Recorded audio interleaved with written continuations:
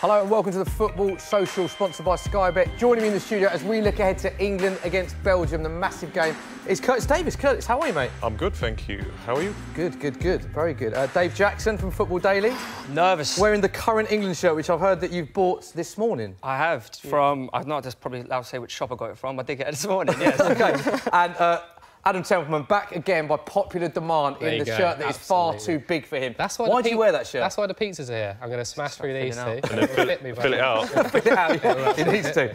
Temps, you've got a very important role because as well as us in the studio, we want you guys to get involved in the discussion. And what are you after, mate? I'm after good questions. So leave them in the comments below or you can tweet me. At Football Daily UK with the hashtag #TheFootballSocial, and I'll throw them over to these guys. Yeah, no question, no such thing as a bad question. Right, the England team is in, and there are a lot of changes. Here it is. So Curtis, 9 changes to the team that has performed so well. What are your thoughts on this England starting lineup? I think it's good. I think it's good to get people like Alexander-Arnold as a young lad, get him a game, a competitive game, get Rose out on the park, who, for me, is one of the best left-backs in the world, if he's fit. And I think seeing Rashford and Vardy up front is exciting as well. And it's one of those games where if we win, it's good. But if we don't, it's good. So we'll obviously talk about that later. Yeah, we will go into that in a lot. 8 changes, so I got a bit carried away. 8 changes to the England team. The reason I said 9 is because that is the amount of changes Belgium have made. So if you think England are mixing it up, Dave, 9 changes. For Belgium. I know that you're a big fan of Den Donker. What can you tell us about him? He is a massive centre-half. Yeah, he plays for a very prestigious club. I'm not sure what it is, but I know it's very, very prestigious. Anderlecht. He plays for Anderlecht, you know what I mean? They're, who are a very prestigious club, as I just said. But if you look, there's still some very decent players in there, right? You know, you've got Dembele in the middle. It's still a strong team. Yeah, you know. Absolutely. Temps, what I want to know is, what are people saying on social? Are they pleased that England are resting players or slightly upset? I think, honestly, they're more pleased that Belgium are resting players. Right. So I put a poll out, thoughts on the England 11. England win is 39%, Belgium 30%, draw 31%. So it's really tight. Quite tight. Basically, people think Belgium would have been higher. You thought the draw would be higher? I thought the draw would have been higher. You think so? It is a very interesting match in terms of all the connotations that we'll go into. But first, we've got some great incentives from our mates at Sky Bet. This is brilliant. If you place £10 worth of bets on the match tonight, you will get a £5 free bet. You must get those in before kick-off, importantly. Minimum odds of 1 to 3 apply, valid until 7 p.m. You have to be 18 plus, and full terms and conditions apply. Plus, we've got a great request to bet. Marcus Rashford, who, as we've seen, is starting up front with Vardy. First goal scorer is 6 to 1. Odds subject to change. See skybet.com for the latest. You must be 18 plus, and of course, full terms and conditions apply. Right, guys, I want to go in depth into this England team. We've been playing so well in this tournament, Dave. OK. Would you have liked to have seen us play with the same team? Well, in order to win a tournament, right, you're going to have a big squad, right? You know, and I'm quite pleased to see Vardy and Rashford, because that is our plan B, right? If like Kane starts coming deep, and you know there's a load of the defenders, there's other teams, they just sit further and further back. We're going to have to go with pace, right? So I'm interested to see what Vardy and Rashford can do today. The thing for me is though, Harry Kane, 5 goals. In 2 games, unbelievable form. He would want to be starting, wouldn't he? Especially with the Golden Boot. He'd be devastated, wouldn't he? I think he would, but the thing about it is you're playing Belgium. It's not a given. It's not like, with all due respect, the Panama game where you're expecting to get a hatful, which he did. It's Belgium. You've got to be respectful of their team as well. But my biggest positive is seeing Rashford, really, because I thought he should have started. Ahead of who? Ahead of who? Well, possibly Sterling, I'd say. If that's the role, you're playing Kane and Sterling up front, I'd say you'd have to have Rashford, because the way he went into those games before the World Cup started, the goal he scored, and he's just looked really good. So I think he can count himself a little bit unlucky, but he's got his chance tonight, and hopefully he takes it. Yeah, where do you sit, Sterling v Rashford debate? I was really glad to see Sterling start the second game, because I think like I thought he actually played very well against Tunisia. He just didn't quite take them chances, right? And I feel, particularly with the run-up to the World Cup he's had, I think it was very important for Gareth to actually back him and go, yeah, you are still my man, and you're going to go and play. I get what you're saying, because he's always getting in the right positions. That's the thing. I watched the Nigeria game before and the Costa Rica game. He was causing all sorts of problems, but just couldn't get that goal that he needed. Whereas Rashford, obviously, Costa Rica game, bang, scores a worldie. Unbelievable goal. And that's what you want. You need that confidence going into the World Cup. Yeah, and we've got a question from Kirk, who wants to know... Yes, Kirk, keep the questions coming. What is the best outcome for England, first or second? What would we prefer?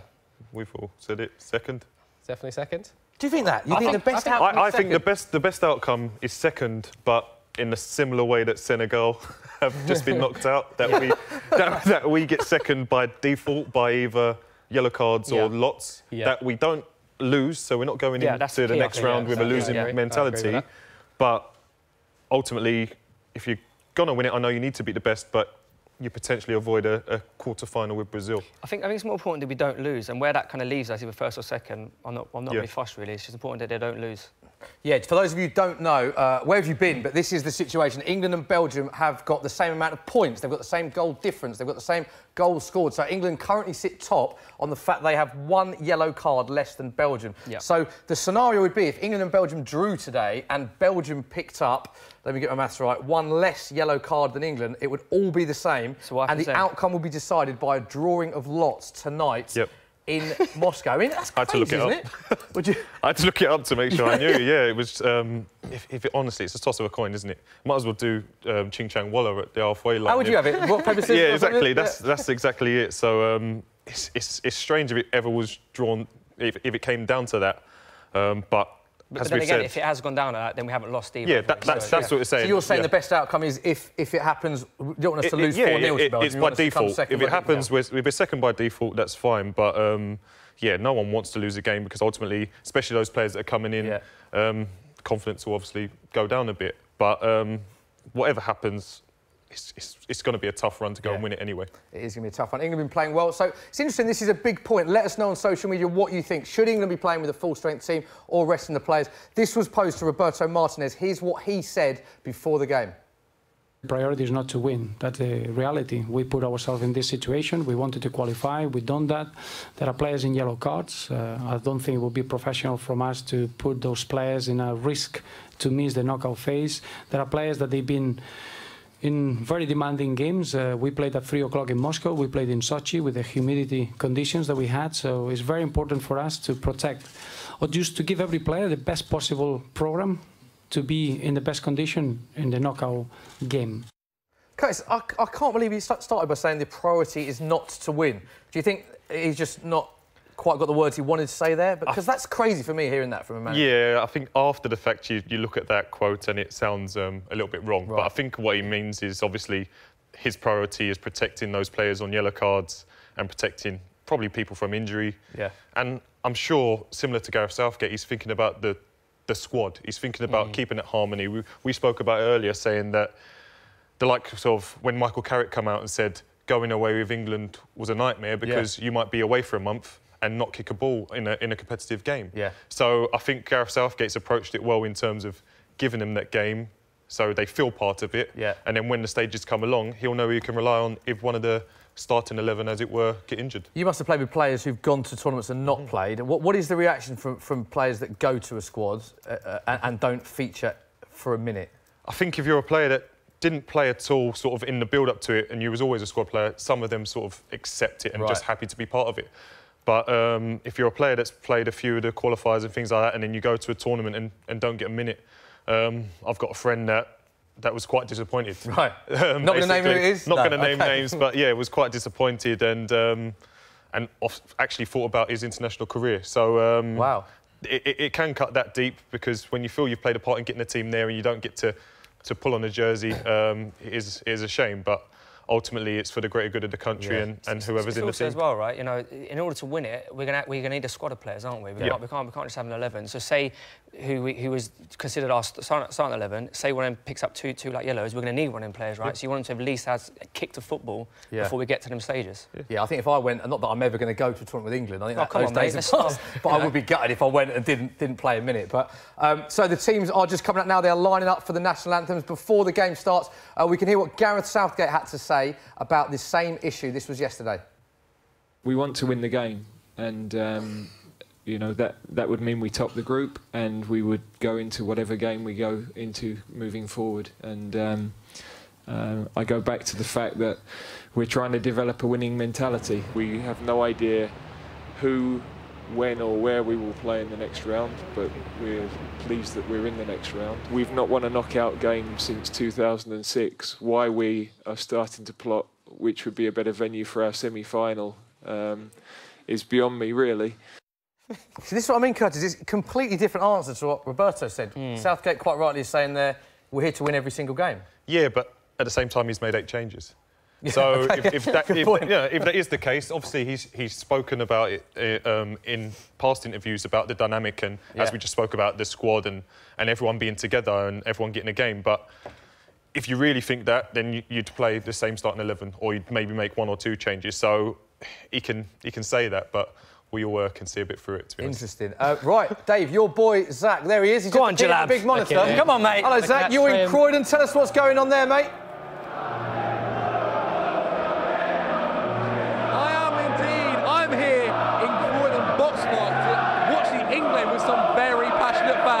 As you can see, on my left I also have another group of passionate England fans. How are we doing, boys? Not too bad, thank you.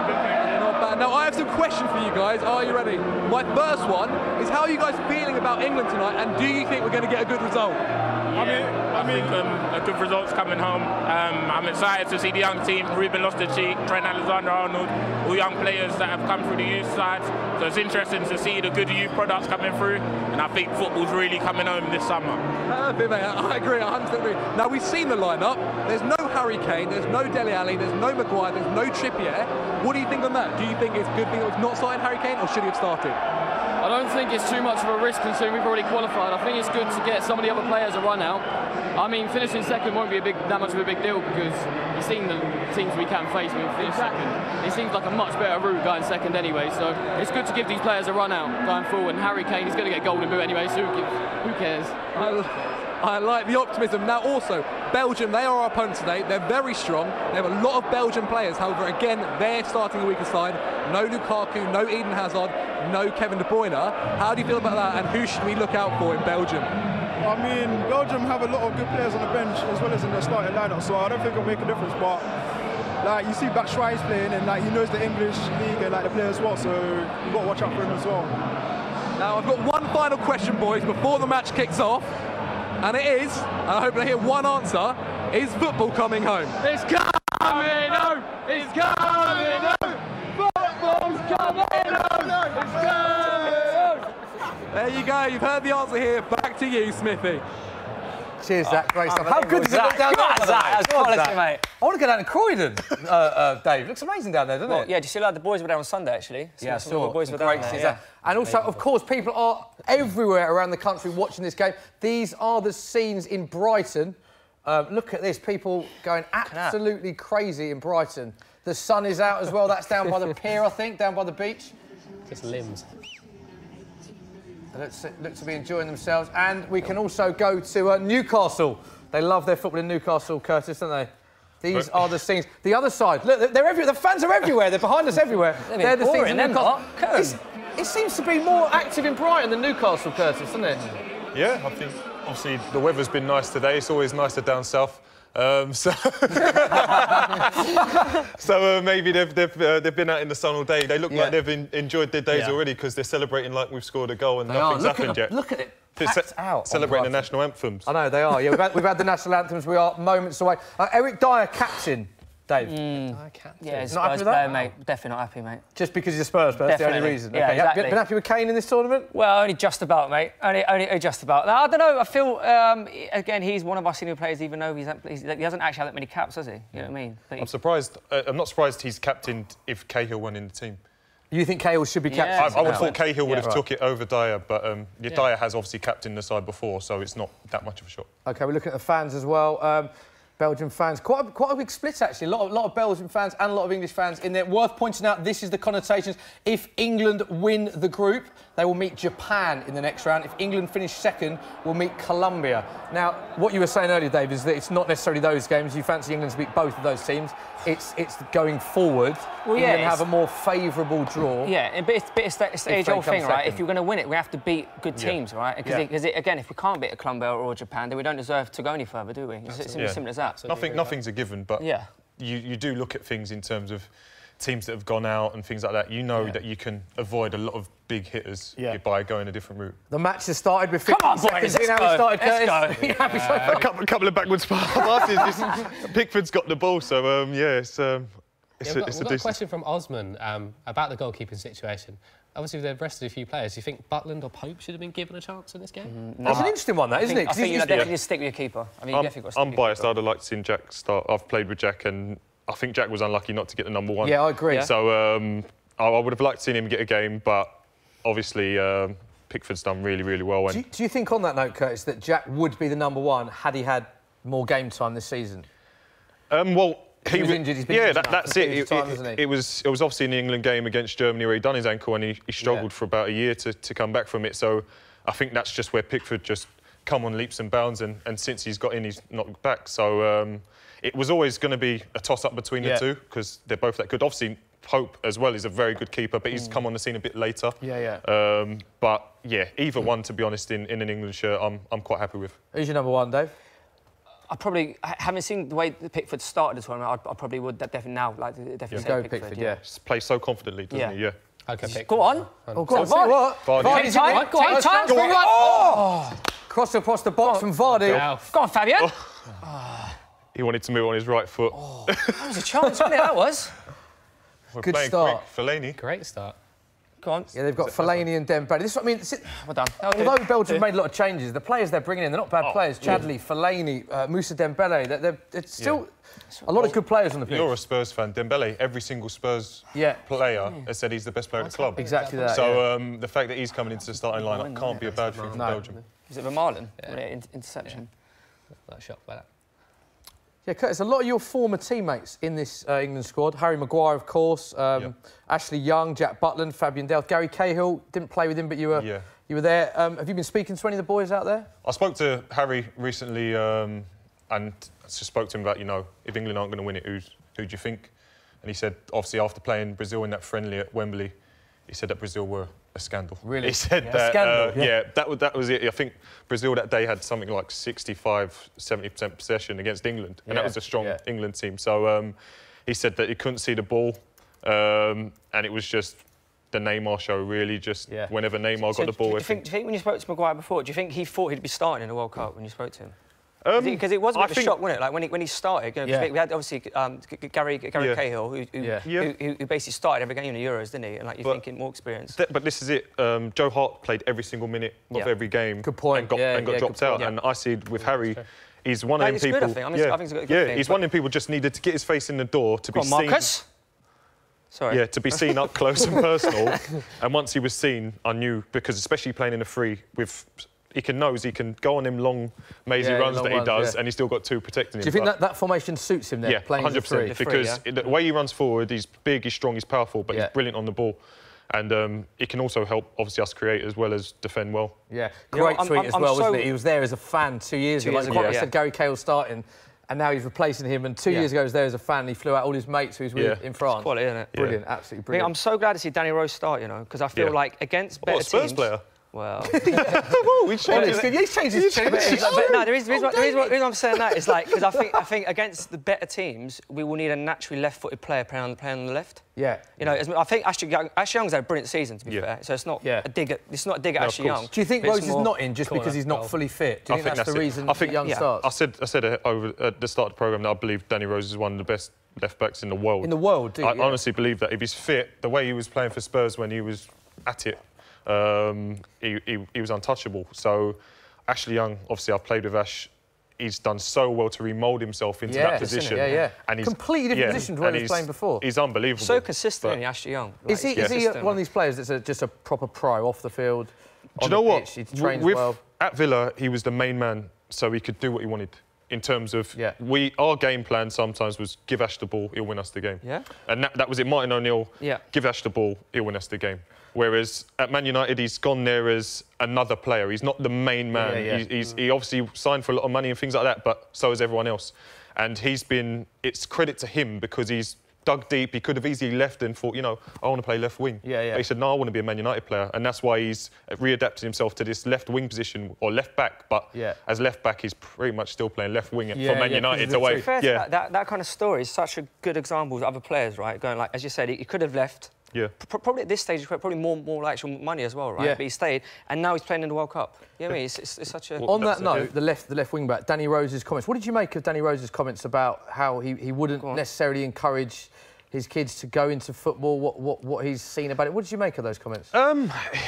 It's tough, really. I think he's had a bit of a hard time of it recently, Danny, and obviously he's going by his own personal experiences of what's been happening. I think that's at the forefront of his mind. I think obviously if he has kids and he has a boy that grows up to be a footballer, I'm sure he'd be a very good shot.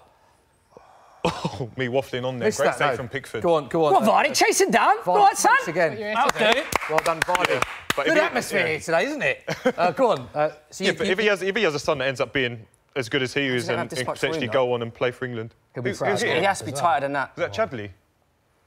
Not sure who that was. I think it was Good shot. First chance to Belgium. Strike outside. Pickford makes the save, and Vardy just showing that bit of pace as well. He's so dangerous, isn't he, Vardy? Like if you're like a defender, you would not want to play against Vardy, would you? He's so dirty as well, and he trying to kick and everything. No, he's just he's non-stop. Yeah, that's what it is with him. He chases energy levels ridiculous. But I think that comes from his white ball. His non-league upbringing. That any balls that look lost, he'll chase still because he's quick, and once he gets there, he's aggressive enough to lean into you as well and give himself a chance. So yeah, Omri wants to know. Obviously, Harry Kane's not starting. So who is England's standout player, the star man? What is on the pitch now? On the pitch right now, yeah. I'd say Rashford. I'd have to agree. I'd say game winner. Go on, Marcus. Oh, go on. For me, match winner, Rashford. Yeah. Match winner for me, Rashford. Yeah. I love the way that Rashford just plays with no fear. He plays very different for me. It's how he does for Man United. It's almost like, I understand that, but Mourinho looks at the whole team. And same with Sanchez, they've got to do their defensive duty. When Rashford plays for England, it's almost like Southgate says, just play with no fear, play forward. He runs at players. I think that's where his strengths are. Yeah, I think it's a totally different thing. It seems that this England squad is just built on confidence with Southgate. He just seems to... I don't know if it's because he's had loads of them in the 21s and things like that, but he just fills them all with confidence and lets them express themselves. Obviously, the defenders need to defend to an extent, but he lets them express themselves, and I think Rashford's done really well off of the back of a tough season with Man United. Roberto Martinez, it just cut away to him there. Dave, I want to get your thoughts on Roberto Martinez. I'm not his biggest fan. That's being kind to what you said off camera, No, I just don't understand how someone gets fired from Everton and he walks into one of the best jobs in international football. But before then, he won the FA Cup with Wigan. He did a great job with Wigan. Do you think his style might be better suited to international football, though? Do you know how he likes to play? Like, even with Wigan, he used to play out from the back, everything, and... Do you think international football suits him? Unless Belgium get at least to the quarters, then he's had a failure. Do you think? I think so. So you think he should go if Belgium don't get to the draw quarters? as well, particularly on that side of the draw. I think unless they get at least to the quarters, then he has failed. Would you say the same with England then? I would say, how the tournament's panned out, I think we should be at least getting to the quarters. Just because of how well we've done so far? Yeah. So you think anything other than quarters is a failure for England? I think so. Let us know what you think in the comments section. Get your comments in. Temps, what are people saying about About the strength, I put the poll out saying, should England be playing a full-strength team? 57% say no. But that's probably in relation to Belgium not playing a full-strength. But do you think that's because people want England to come second? It could be as well. Might be a factor. Might be a factor, yeah. It's a better draw. Danny, calm down. Belgium just got a slight chance here. Good ball whipped in Fellaini. Oh, it's a chance for Belgium. I don't know, dude. What happened there? What's he done here? I don't know what happened there. I think it just... Curtis. Well, it looked like Pickford had it, and then it just seemed By the way, to squirm that's why underneath he should have the golden boot wrapped up, the amount of chances he missed in the last game. Let's have another look at this. It's a nice ball dropped in. Fellaini, absolutely deadly in the air as always. Batshuayi comes off him. Oh, no, he spills it, doesn't he? He spills it onto the back. He's done really well there. Wherever that defender was off the line. Cahill, one of your teammates. You can see behind us there are the scenes in Brighton. Look how many people are in Brighton. I don't know if our stats man is able to tell us exactly how many people are there because he's been giving me brilliant stats throughout the day. There's 5,000 people there. 5,000? Yeah, exactly 5,000. That's amazing. We've got Newcastle there. Curtis, I'm still going to go on that. That's very passive for people from Newcastle, isn't it? It is, yeah. They're famed for their atmosphere. What's going on? I think we needed a more interesting game in terms of if it had a bit more on it. You might see a few more people on edge, but because they know we're qualified already, they're a bit more relaxed. And they are, aren't they? Enjoying the sunshine, enjoying a beer. Stand up, seating, man. Danny. Come on. Right, guys, good. Right, let's start actually building now. Ian wants to know, what would be your dream World Cup final? England versus anyone, mate. I agree. England against anyone. England, get in there. Yeah. Because ultimately, you could say you want a lesser nation, but if they've got to the final, they must have done something well. So absolutely, yeah. Right, look who's standing by. There he is, the man with the best barnet of all of us. There is Zach Jeleb. Zach, what is going on in Croydon right now, mate? Oh, it's electric. It's like being in Russia right now. It's unbelievable. Look at that. We're just cheering a corner. We know what that means. England get a corner, it usually leads to a goal. I can't put it in words right now, it's mad. Mental, like ridiculously. Look at that. The size of his head. I don't mind saying They are the scenes in Croydon. I've got to say, Croydon winning the most animated fans so far from Brighton, Croydon and Newcastle. Go on. As we come back, chance for England. Oh, come on. Curtis, in case any of our viewers didn't hear that, Dave was asking you why Harry Maguire is so good in the air. Now, bear in mind, Curtis gives us the insight of being a professional footballer. Corner, that'll do. Come on, England. And this is give better. us insight that none of us have. What did you say as to why Harry Maguire is so good in the air? I said, have you seen the size of his head? Brilliant. He's got a massive nut, apparently. He's got a massive nut, and it stands on 6'5" shoulders. So he's a big old boy, isn't he? He's a big, strong lad. And like I say, the ones that were trying to wrestle him the other day, it looked like men and boys, really, just trying to get hold of him. Zach is right, though. England plus corners equals madness. Well, but Trippier's not on the pitch. But this thing I love about this England team as well, right? It looks like they've actually practiced set pieces. Yeah, the goal the other day. Which you'd like to think they would do as an international team. Go on! Oh, there you go! Oh, you scored! Oh. That was close to swearing, but unlucky. That's good, that's better. I'm glad it didn't go in. It was a foul anyway. Was it? But hang on a minute, Curtis. We don't want it to go in, do we, apparently? When it comes second. Come on, Belgium. I'm joking. Come on, draw. Gary Kane. There we go. There's definitely one. Just replaying the two chances. So England and Belgium have both had chances. He's done incredibly well there. Belgium probably with the best chance of the game. Jimmy wants to know, who/what is England's biggest weakness? Ooh, I'll be honest. I think it's probably, like, as you get further on, probably their inexperience. Like, because I think that's a positive. Yeah. I think that's one of our biggest strengths. I feel like there'll be teams that know how to see out games. But I think the problem for England in the past with golden generation, with Wayne Rooney, I'm Wayne Rooney's biggest fan in his prime. When he was 32 and we felt like we had to pick Wayne Rooney. Towards the end of Gerrard, Lampard, conundrum. Don't get me wrong, this is now a team. The thing now, for me, is that there's no players that have to play. He's playing everyone on form, which I think is one of our biggest strengths. I think also expectation. Like, don't get me wrong, England always expects. Go on. Go on, Trent. Go on, Trent. Lovely little ball. Oh, good ball, great ball. Unlucky. You think that's the expectation is a bad thing? The way that so obviously England always are expected to do big things, but not as much this year. Yeah. After the last tournament, we've got almost a bye this tournament. Yeah. That you've going with the second youngest squad, it is, and I think least caps or something like that. Yeah. To a tournament. It's weird. I think with this team, I feel like the nation actually likes this team. Do you know what I mean? Does that make sense? I think Gareth Southgate's a big part of that. Yeah. Due to the fact, the way the media have worked, they had that press day recently where they invite everyone. Everyone down there. So nobody's going to be like a bit bitter because they didn't get an exclusive with this player, that player. They let all 23 players out, let as many outlets wanted to come.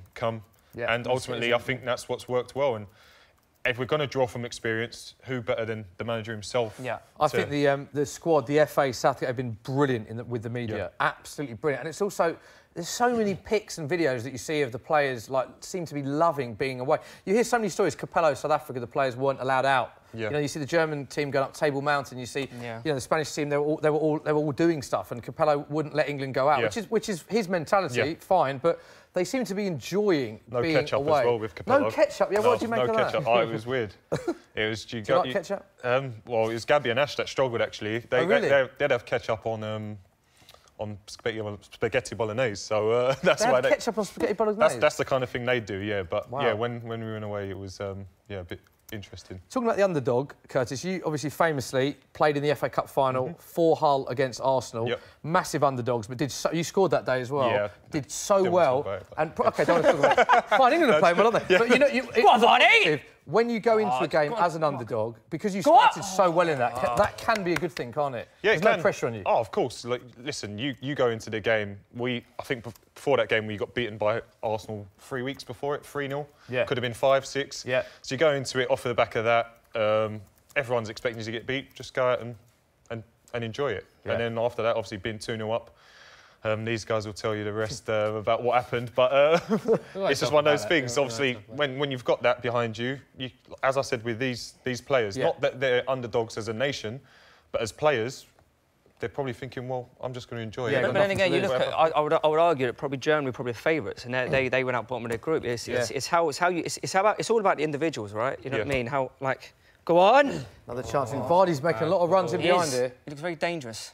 Well, that's the thing with the pace. If we stick that ball there with him and Rashford, either one is going to have a good chance of getting onto it. I feel like we haven't actually got going yet. we haven't actually got any of the ball, like, kind of like actually. We're not playing the football that we've played in the last few games. Which is fine, right? It's we've more played for the pace. Yeah. Do you think Southgate will stick with this formation for the whole tournament, whatever happens? I heard an interview with him where he said, "This is us. We don't need Plan B. This is how we're going to play." Which is exactly what they did against Tunisia, wasn't it? Like, it was almost the thing I understood about the Tunisia game. I was definitely proved wrong because we got the winner.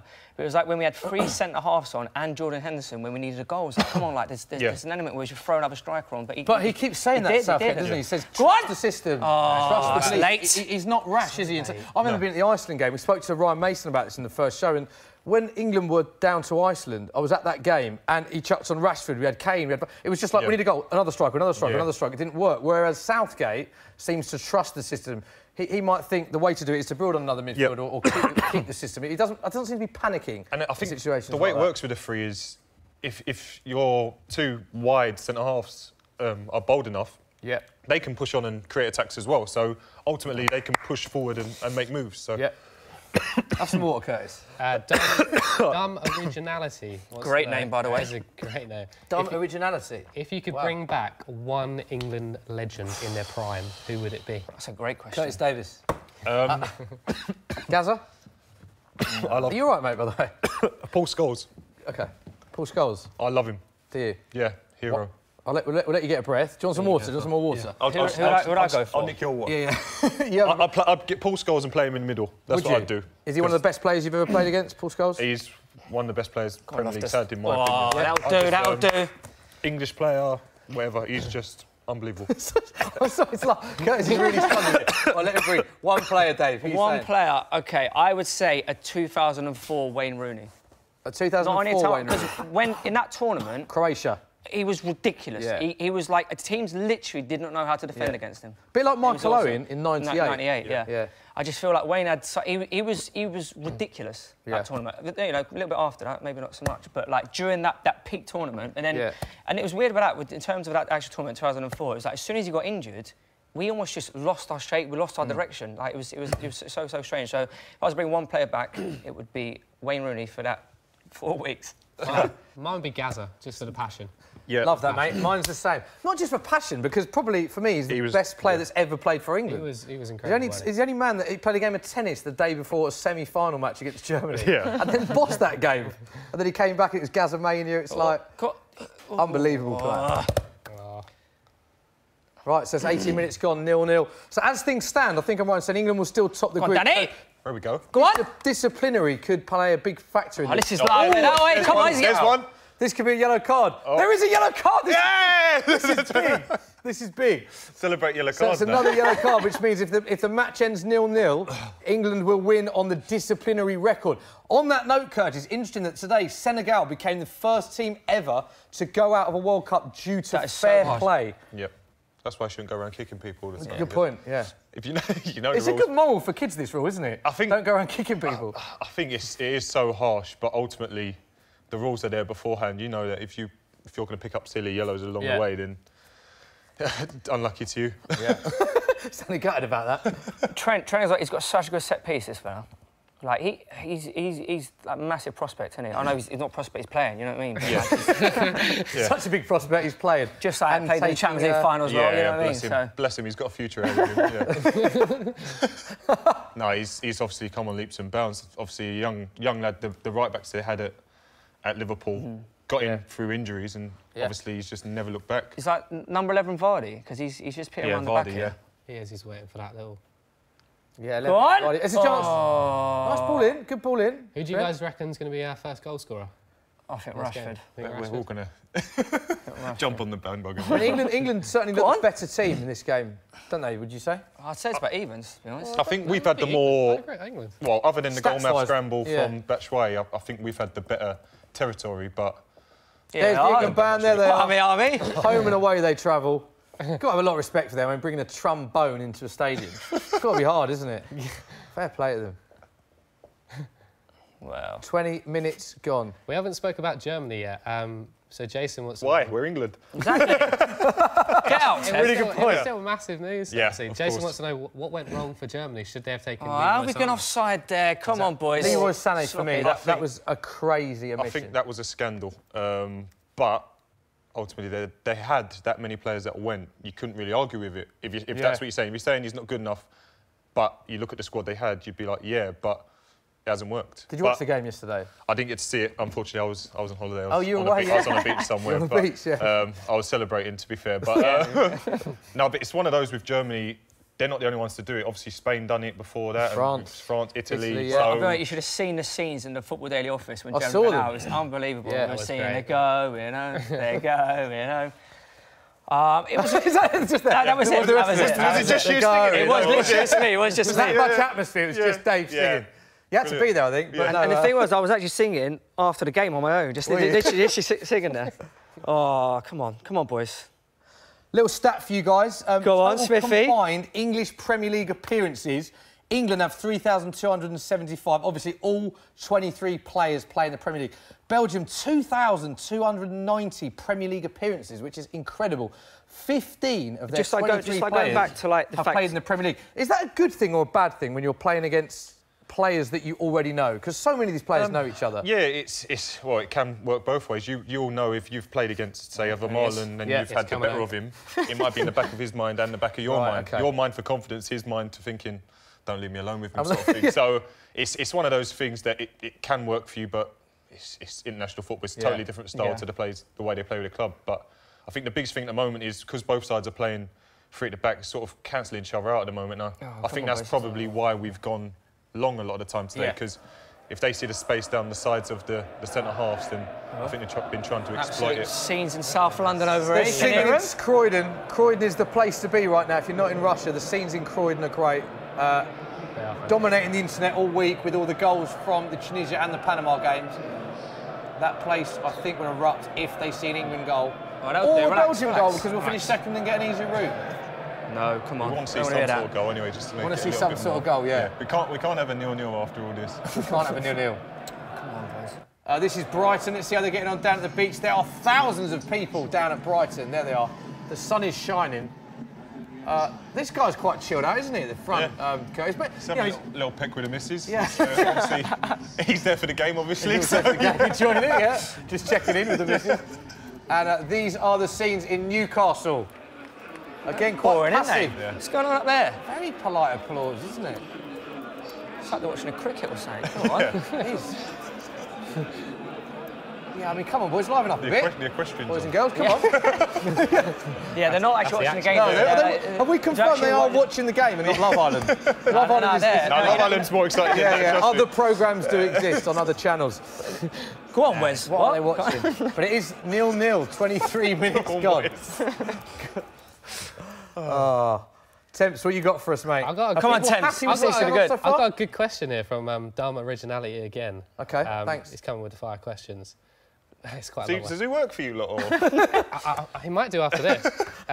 Would you rather win the World Cup but sit on the bench the entire time? Yes. Or get the golden boot and miss the winning penalty? So. No. Repeat that again. Whenever I have these, my brain needs to process the whole thing. Would you rather win the World Cup but you're on the bench the whole time? Still get a medal. Still get a medal. Yeah. Or get the golden boot, so a personal award, but miss the winning penalty. When you say it's a good question, the second option is missing a penalty, Selfish or not selfless? winning the tournament, but just winning the golden boot. Yeah, if you said, you win the golden boot and not the tournament, but to miss the penalty to win it, nah. That'd be terrible.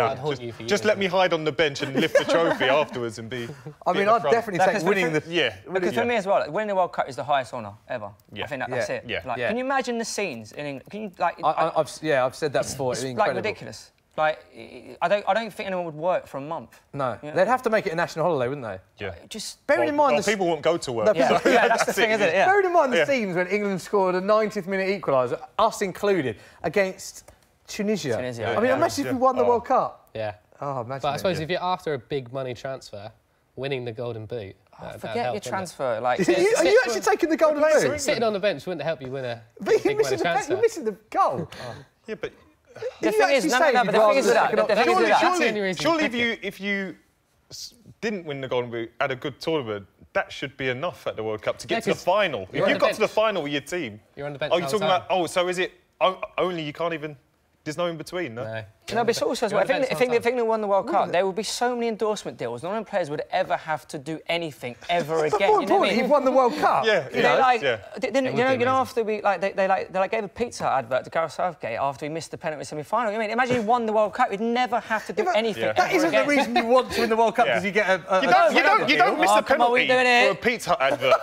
That's not the best thing. And a brown paper bag, isn't it?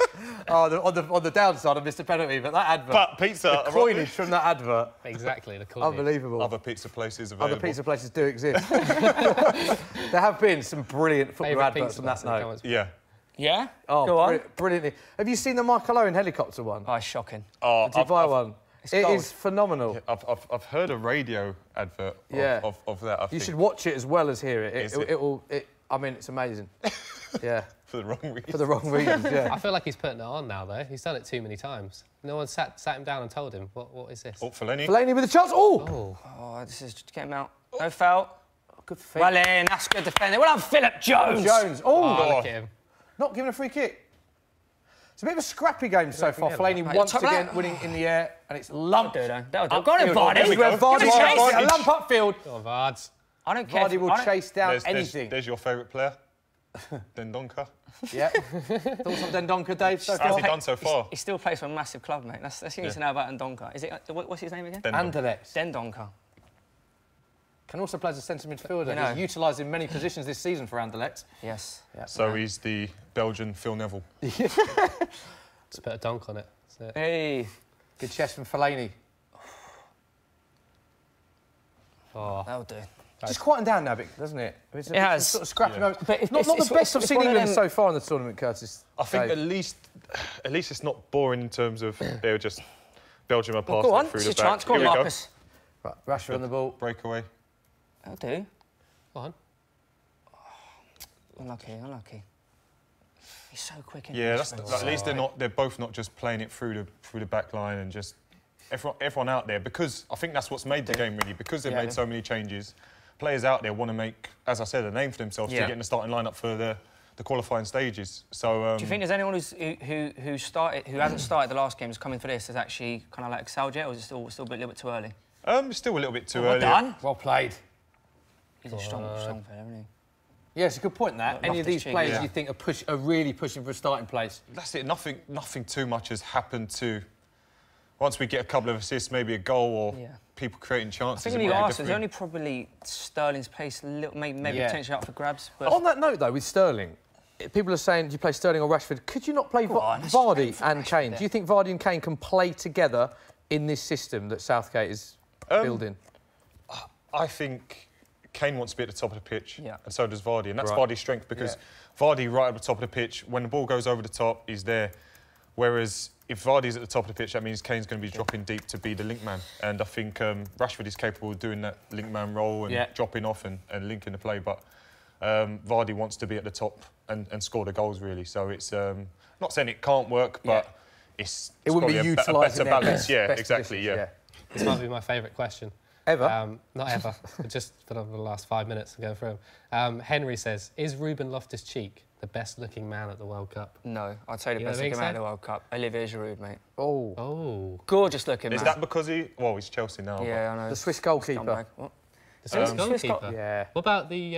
The fella for Iceland? Sorry, have we really got a checklist?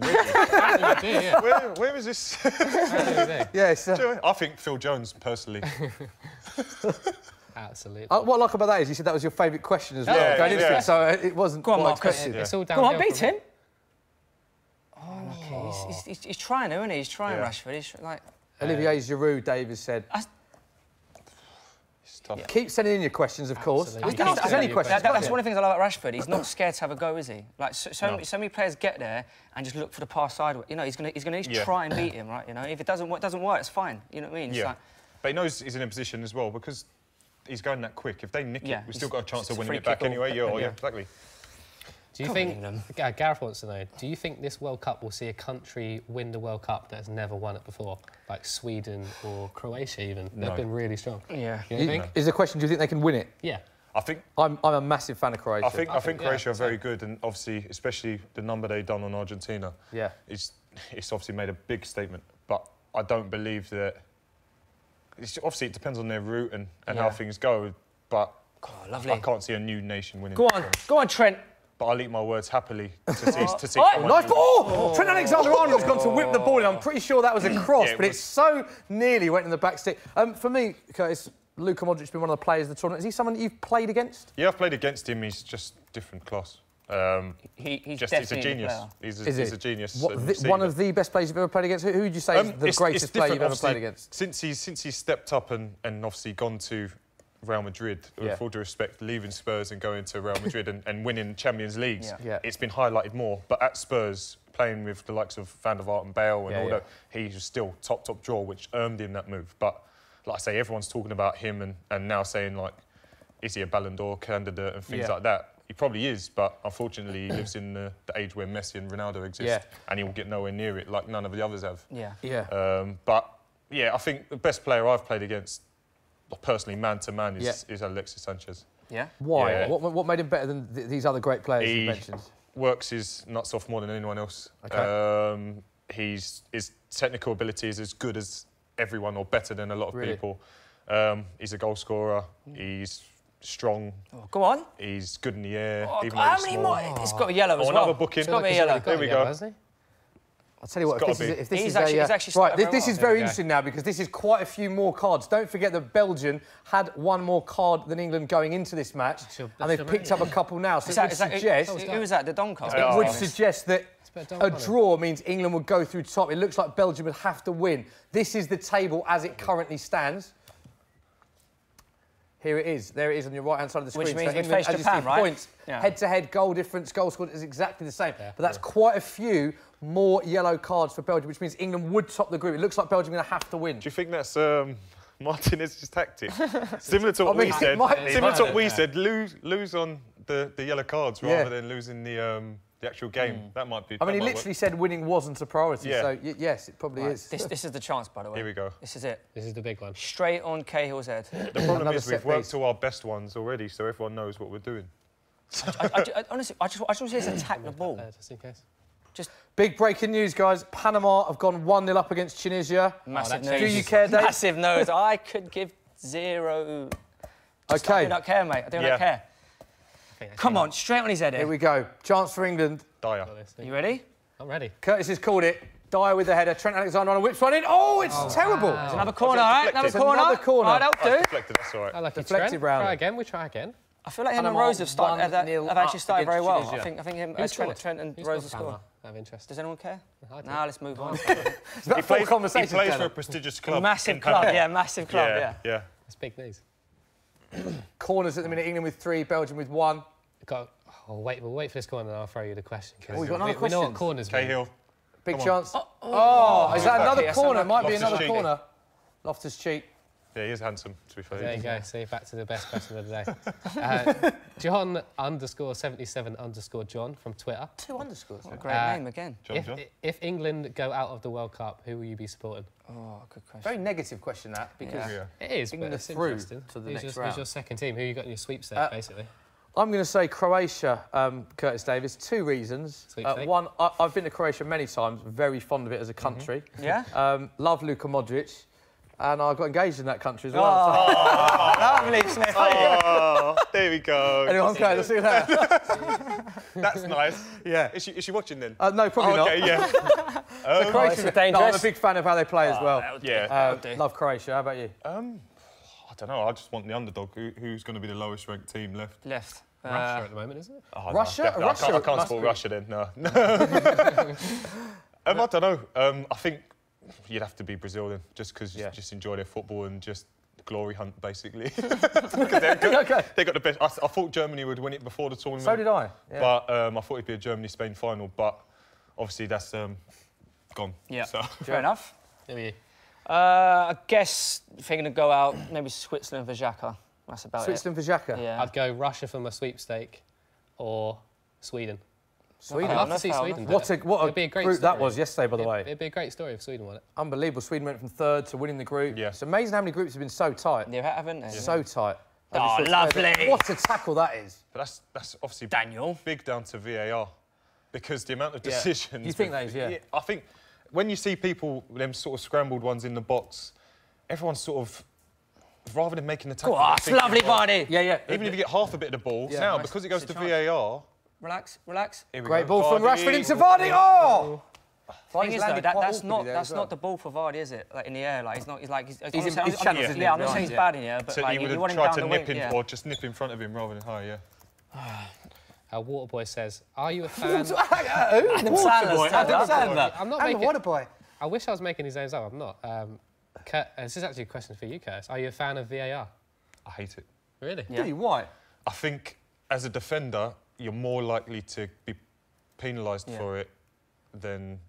That's just me personally as a defender, because you could make a half-decent tackle or you can make a slight mistake that clips someone, but because he then has a chance to go over and look at a screen in 7 different slow-mo angles, you maybe get a touch on him, but it's not as bad as it seems. But so there was something today in the Colombia Senegal game where it was a penalty to Senegal. Yeah. And then the ref went and looked at VAR and there's no penalty because it was a fantastic tackle. It was Davies and Sanchez's tunnel on Mane. I think that's the best tackle of the tournament. Yeah. But interestingly, he gave it as a penalty. Yeah. But this is why I like VAR, though, because if he hadn't used VAR then, we've just agreed that's the best tackle of the tournament. If VAR wasn't there, that would have been a penalty. Yeah, well, I guess it could, as a defender, save me as well. But exactly. But don't you think, though, there was a famous incident, Alan Shearer said why he was angry at VAR. He was really angry at VAR. And the game was... It was a Portugal-Iran game. It was Portugal-Iran. And it shouldn't have been a penalty, but that is the referee's discretion to give a penalty. So is that not the fault of the referee if he's made the wrong decision? VAR is still there for them to look at it. So you're more likely to get more decisions right than wrong with VAR, surely? Yeah, surely, but it's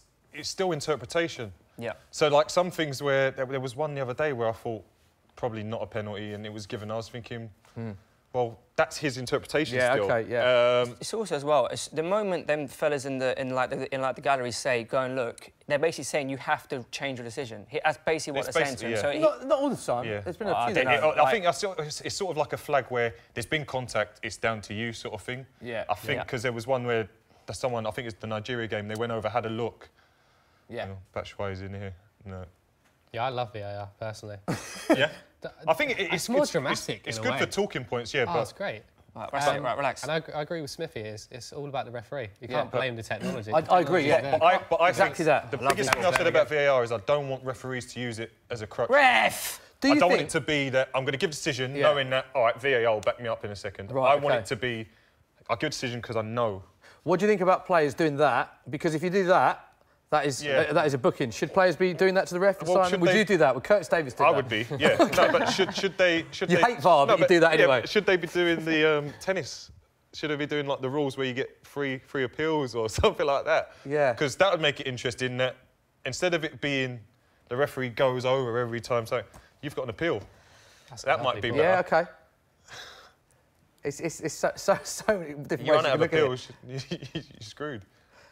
Right, so there's not a lot going on in this match. It's 0-0, 38 minutes gone. I think this match but it's worth pointing out how good both these teams are going forward.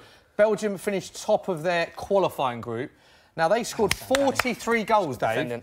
43 goals in 10 qualifying games and only conceded 6. No European side scored more. And when you compare that to England, they scored 18 in 10 games. So 43 goals. Worth pointing out, they did have Gibraltar in their group, and they do ship goals for fun. Lukaku scored 11 goals in qualifying. On top of that, Belgium are the joint top scorers in the competition, alongside Russia and England with 8 goals. So we're looking at 2 brilliantly attacking teams that score goals for fun. So it's 0-0, Curtis. Yeah, well, that's exactly it. It's always going to be the case. When you look at stats and everything suggests that it's going to be an exciting goal-scoring game, it never happens. So let's And Belgium had 31 attempts on goal against Tunisia. That is the most in the entire tournament. 31? 31. It's a lot. Both teams have a lot of good players on the bench over here, didn't they? So if they do need to come on and get a goal. Will they come on, though? I don't think they will. No? I think it's probably more likely to be another... Will you see Harry Kane or Eden Hazard in this game? I don't believe so, no. I think it'll be another unused sub from... Right. the other subs. See the three stars for Belgium. They picked up slight knocks, didn't they? Lukaku has got a slight knock. Lukaku, has been carrying one. Has he though? Do you think he actually has, or do you think that's just an excuse not to play him? I think the fact that he came off in that game when he was on a hat-trick. Yeah, maybe. For me, I think, and well, saying that, Kane was lucky, not lucky, but obviously he was lucky with the goal as well, actually. But he was coming off just as he scored the goal, and I think he would have been devastated to have been brought off on a hat-trick against Panama. Do you know what I mean? So, that's a big testament of what Gareth Southgate's doing. He sees that Kane's on a hat-trick, but he doesn't think, I'm going to protect Kane and try and get him his hat-trick. I'm going to bring someone else on to help the team. Much smarter thing. What's Lukaku like as a player? Is someone you played against as well? Yeah, he's a beast. Just...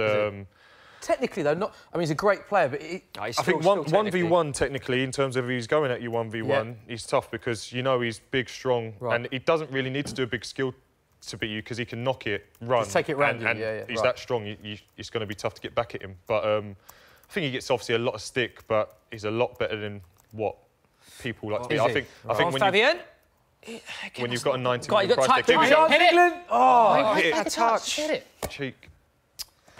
Yeah, it bounced down for him. I thought he was going to smash it with his right foot, but yeah, I didn't do it. We haven't got a question here. That'll do. It's nice to finish. Keenan is just digging me out.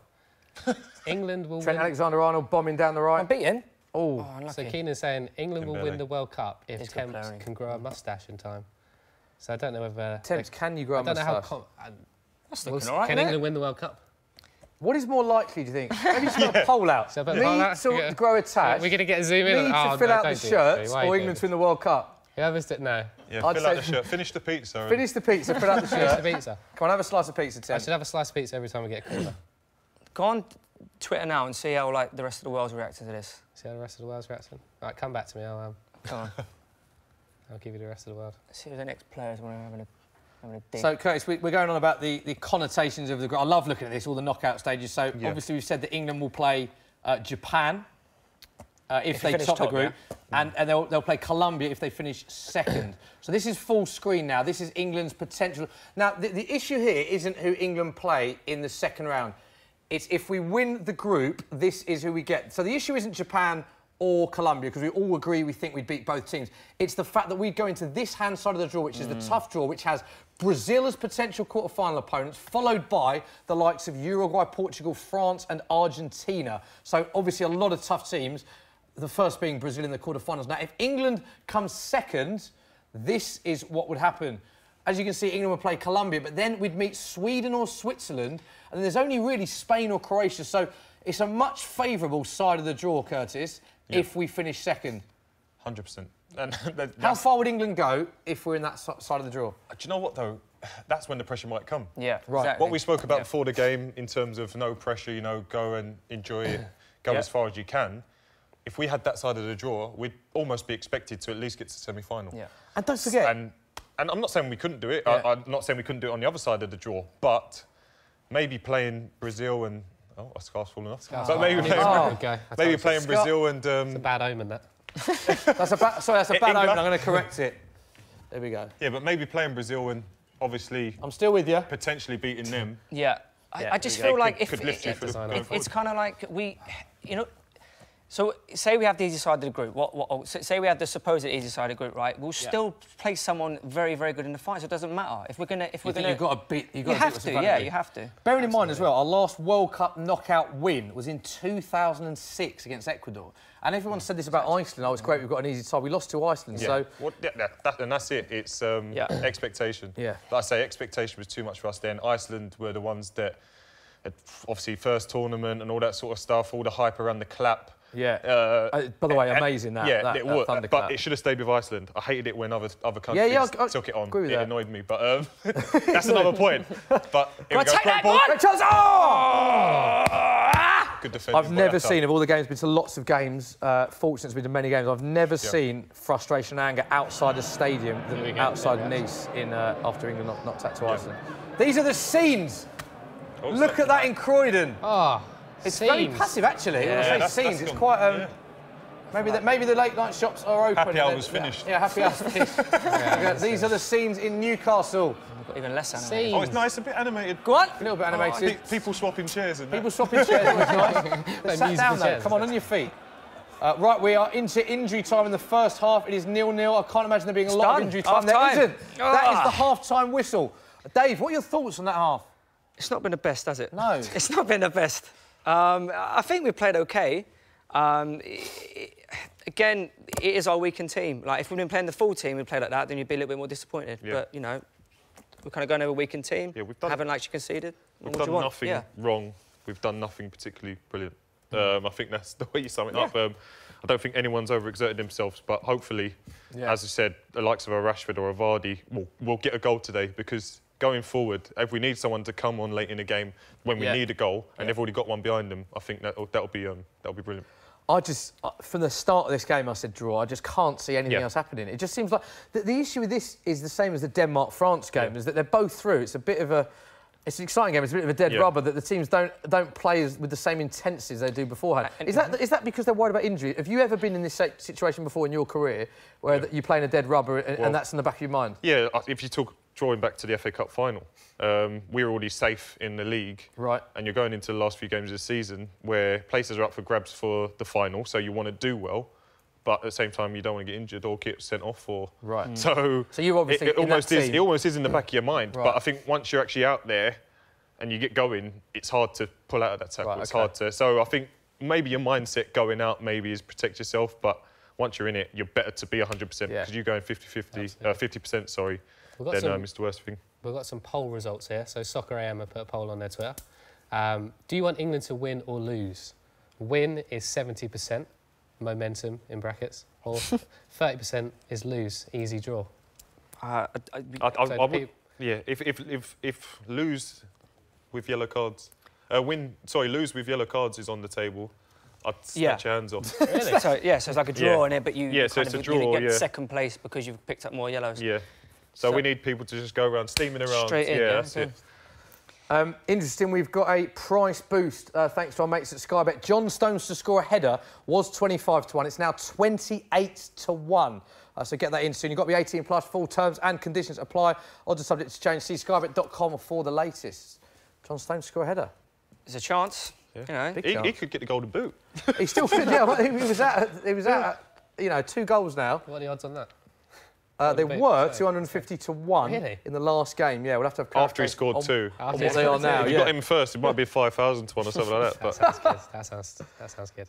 But to be fair, the header he had against Tunisia. Yeah. That was a bullet. It's a great save by the keeper, and obviously Kane's there to tap it in, luckily, because he's not taking corners anymore.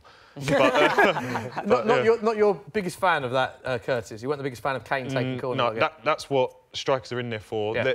They're the ones that have that instinct. That's why me as a dopey defender, I'm looking at the ball because I'm the one. The onus is on me to go and clear it. Yeah, OK. As soon as my eye goes on the ball, I'm no longer marking him. He just steps to the side, and that's why he picks up the pieces, because I'm trying to do the right thing by watching the ball as well as the man, and then all of a sudden he nips around you, bounce off the keeper. To be fair to him as well, it's clear, Roy Hodgson said, I want you to be my but that was the thing I didn't understand about England in the Euros, right? He's supposed to be our focal point, and he was coming shorter and shorter to collect the ball. You want your striker up there, because then essentially we start playing with 10 people behind the ball, right? Because we come shorter and shorter, and then it's easy for them to defend against. So let's hope Gareth has gone, Kane, we need a goal. Stay up there, mate. Yeah. Stay right there. Listen to those words. Dave, we can cross to not one but a few of your. Oh, here we go. Here's the boys. Here is the hamster with look at that new trim on Chris Hamill. You can't hear me, so I can hammer it as much as I want. Zach, over to you. What's going on in Croydon, mate? Well, it's half-time here. The atmosphere has been intense. As you can see, I'm joined by some FD regulars. Chris Hamill, how you doing? Are you Zach Jella from Eurofootball Daily? I am. Michael McCollum, how you doing?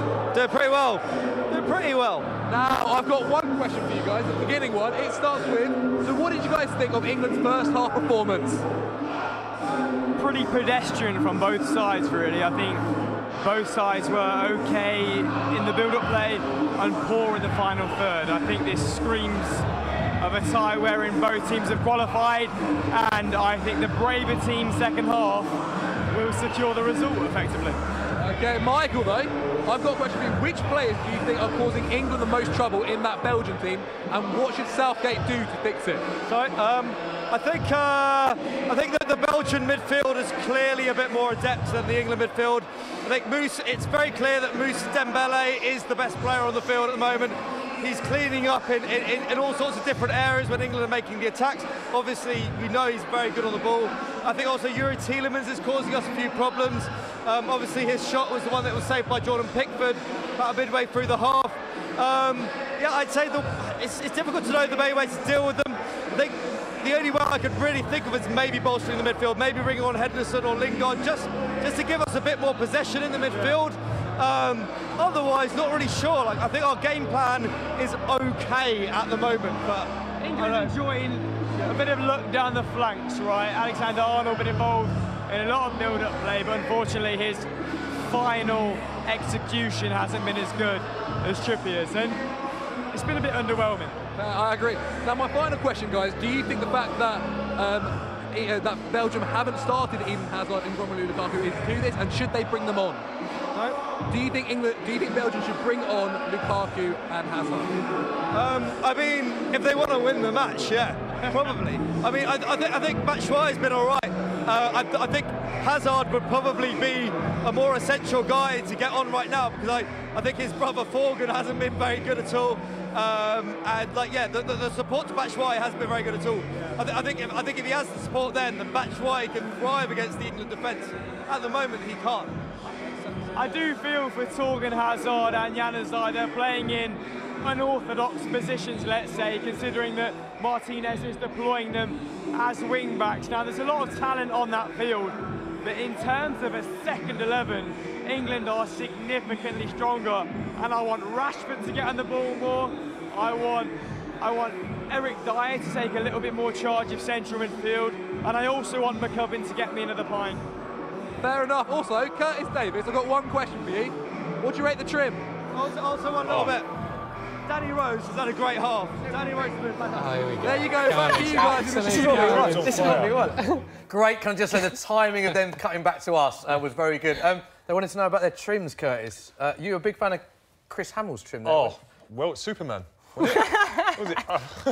He looked worldy, yeah. He did look, yeah. He's probably the best looking fan at His head's just got even bigger, isn't it? Because Chris Hamill says she's got even bigger. I think you're talking about Zach or Chris, the one in the red, Chris Hammond in the red? Yeah. OK, right. I can't really talk about hair at the moment, my Barnet, to be honest, but yeah. It's nice, mate, I like your Barnet. It's fluffy. Yeah, it's fluffy. Sheep. Fluffy Barnet. They're just looking forward, looking back on the first half highlights. There's not a lot to talk about, it is 0-0. So with that said, we have got time now for our good mate, Adebayo Akinfenwa, the beast. Everyone loves Akinfenwa. He is in the car park, well, he was in the car park, should I say, trying to recreate David Platt's goal in Italian 90. Do you remember that goal? Yeah. Some goal. Not from then, but I do have seen it, yeah. Yeah, against Belgium. Here he is, trying to recreate it. What's going on, people? It's your boy Adebayo Akinfenwa, aka The Beast, and today I'm here to recreate another classic goal. David Platt's goal against Belgium for Italian 90. Woo! Watch it and learn. That's a lie, but let's just watch. Hey, Smee! Hey, get over me, man. Hey, Gazza put it over. Hey, bruv, I need it. It was all in the service, bro. Hey, yeah, change the ball. All right, let's go. Here we go. Over me! It's got to go over me. You can't remember the goal? There you go, perfect. But a little bit more height, but a little bit more height. Oh! Oh! Jeez! Oh, that's terrible. Oh! Tippy. Oh, that's terrible. Oh, I've cleared the roof. Oh, hello? Hello? Oh, no! Oh, here it is, because Platt just does it. Oh, no! He's tipped that. There, oh, no! That's the ball. That's the ball, man, that's the ball. Yeah. Oh. There it is! Platting! Oh, play! Oh! Slow-mo it!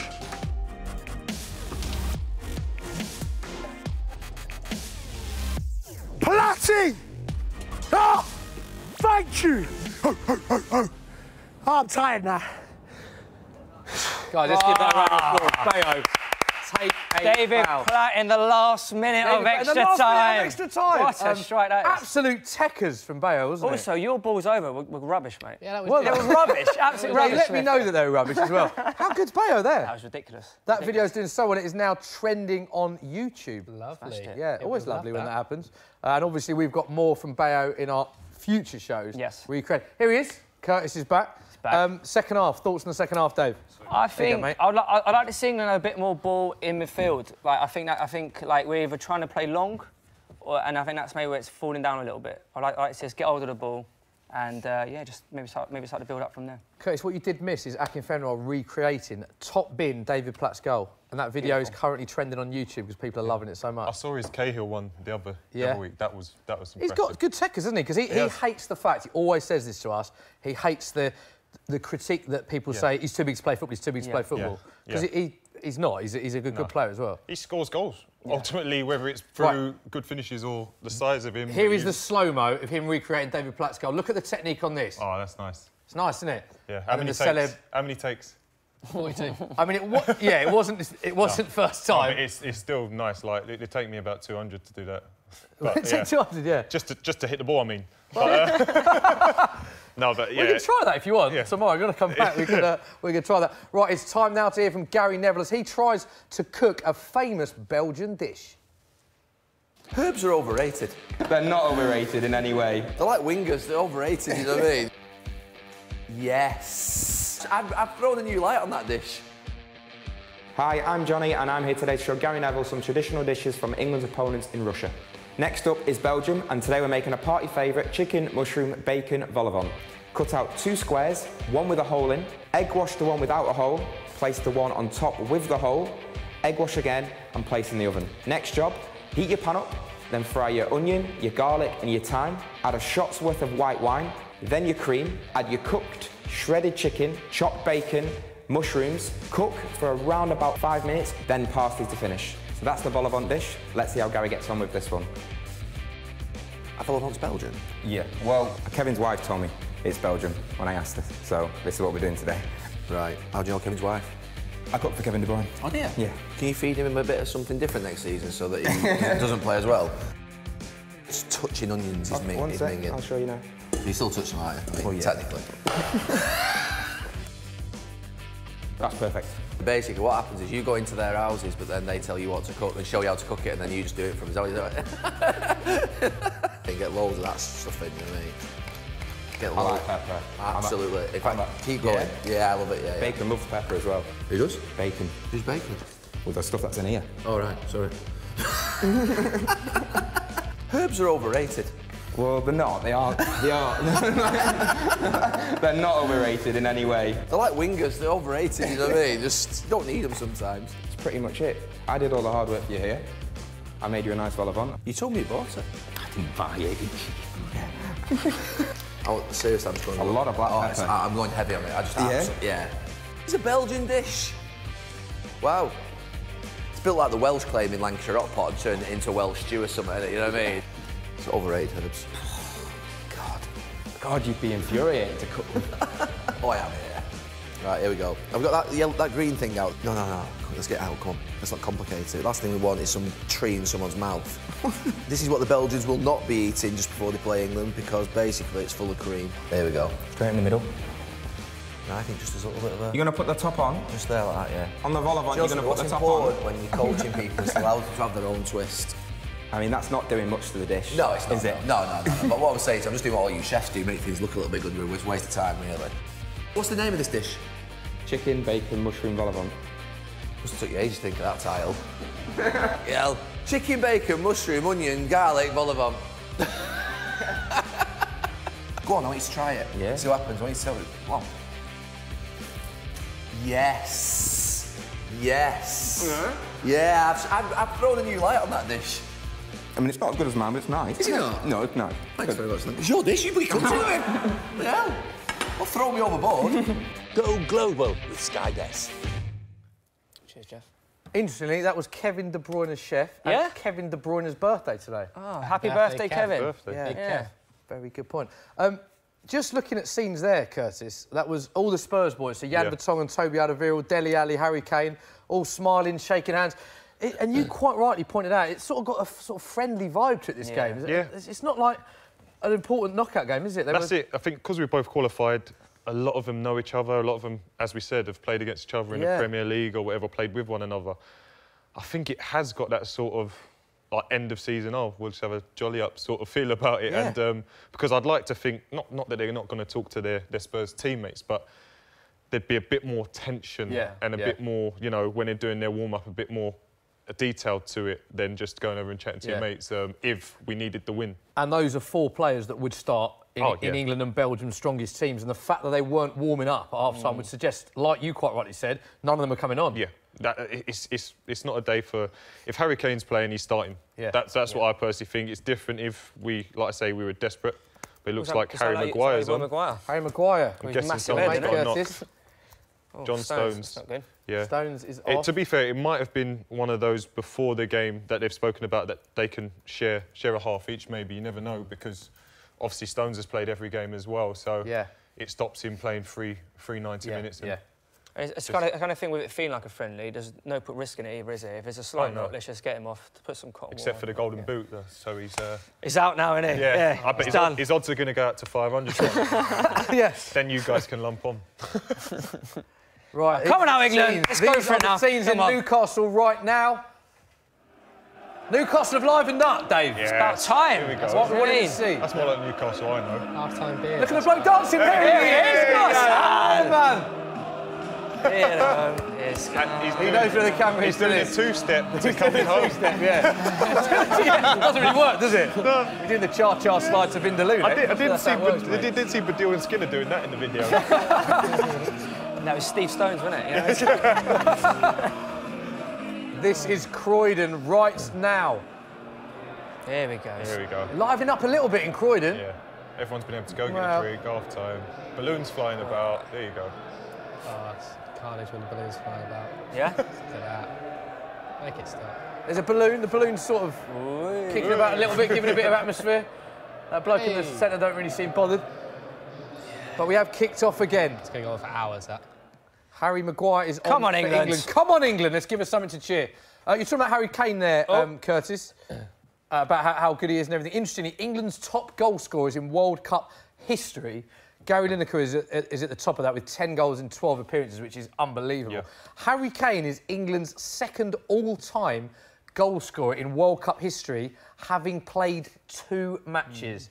5 goals in 2 games. Jeff Hurst has also got 5 goals, but in 6 appearances.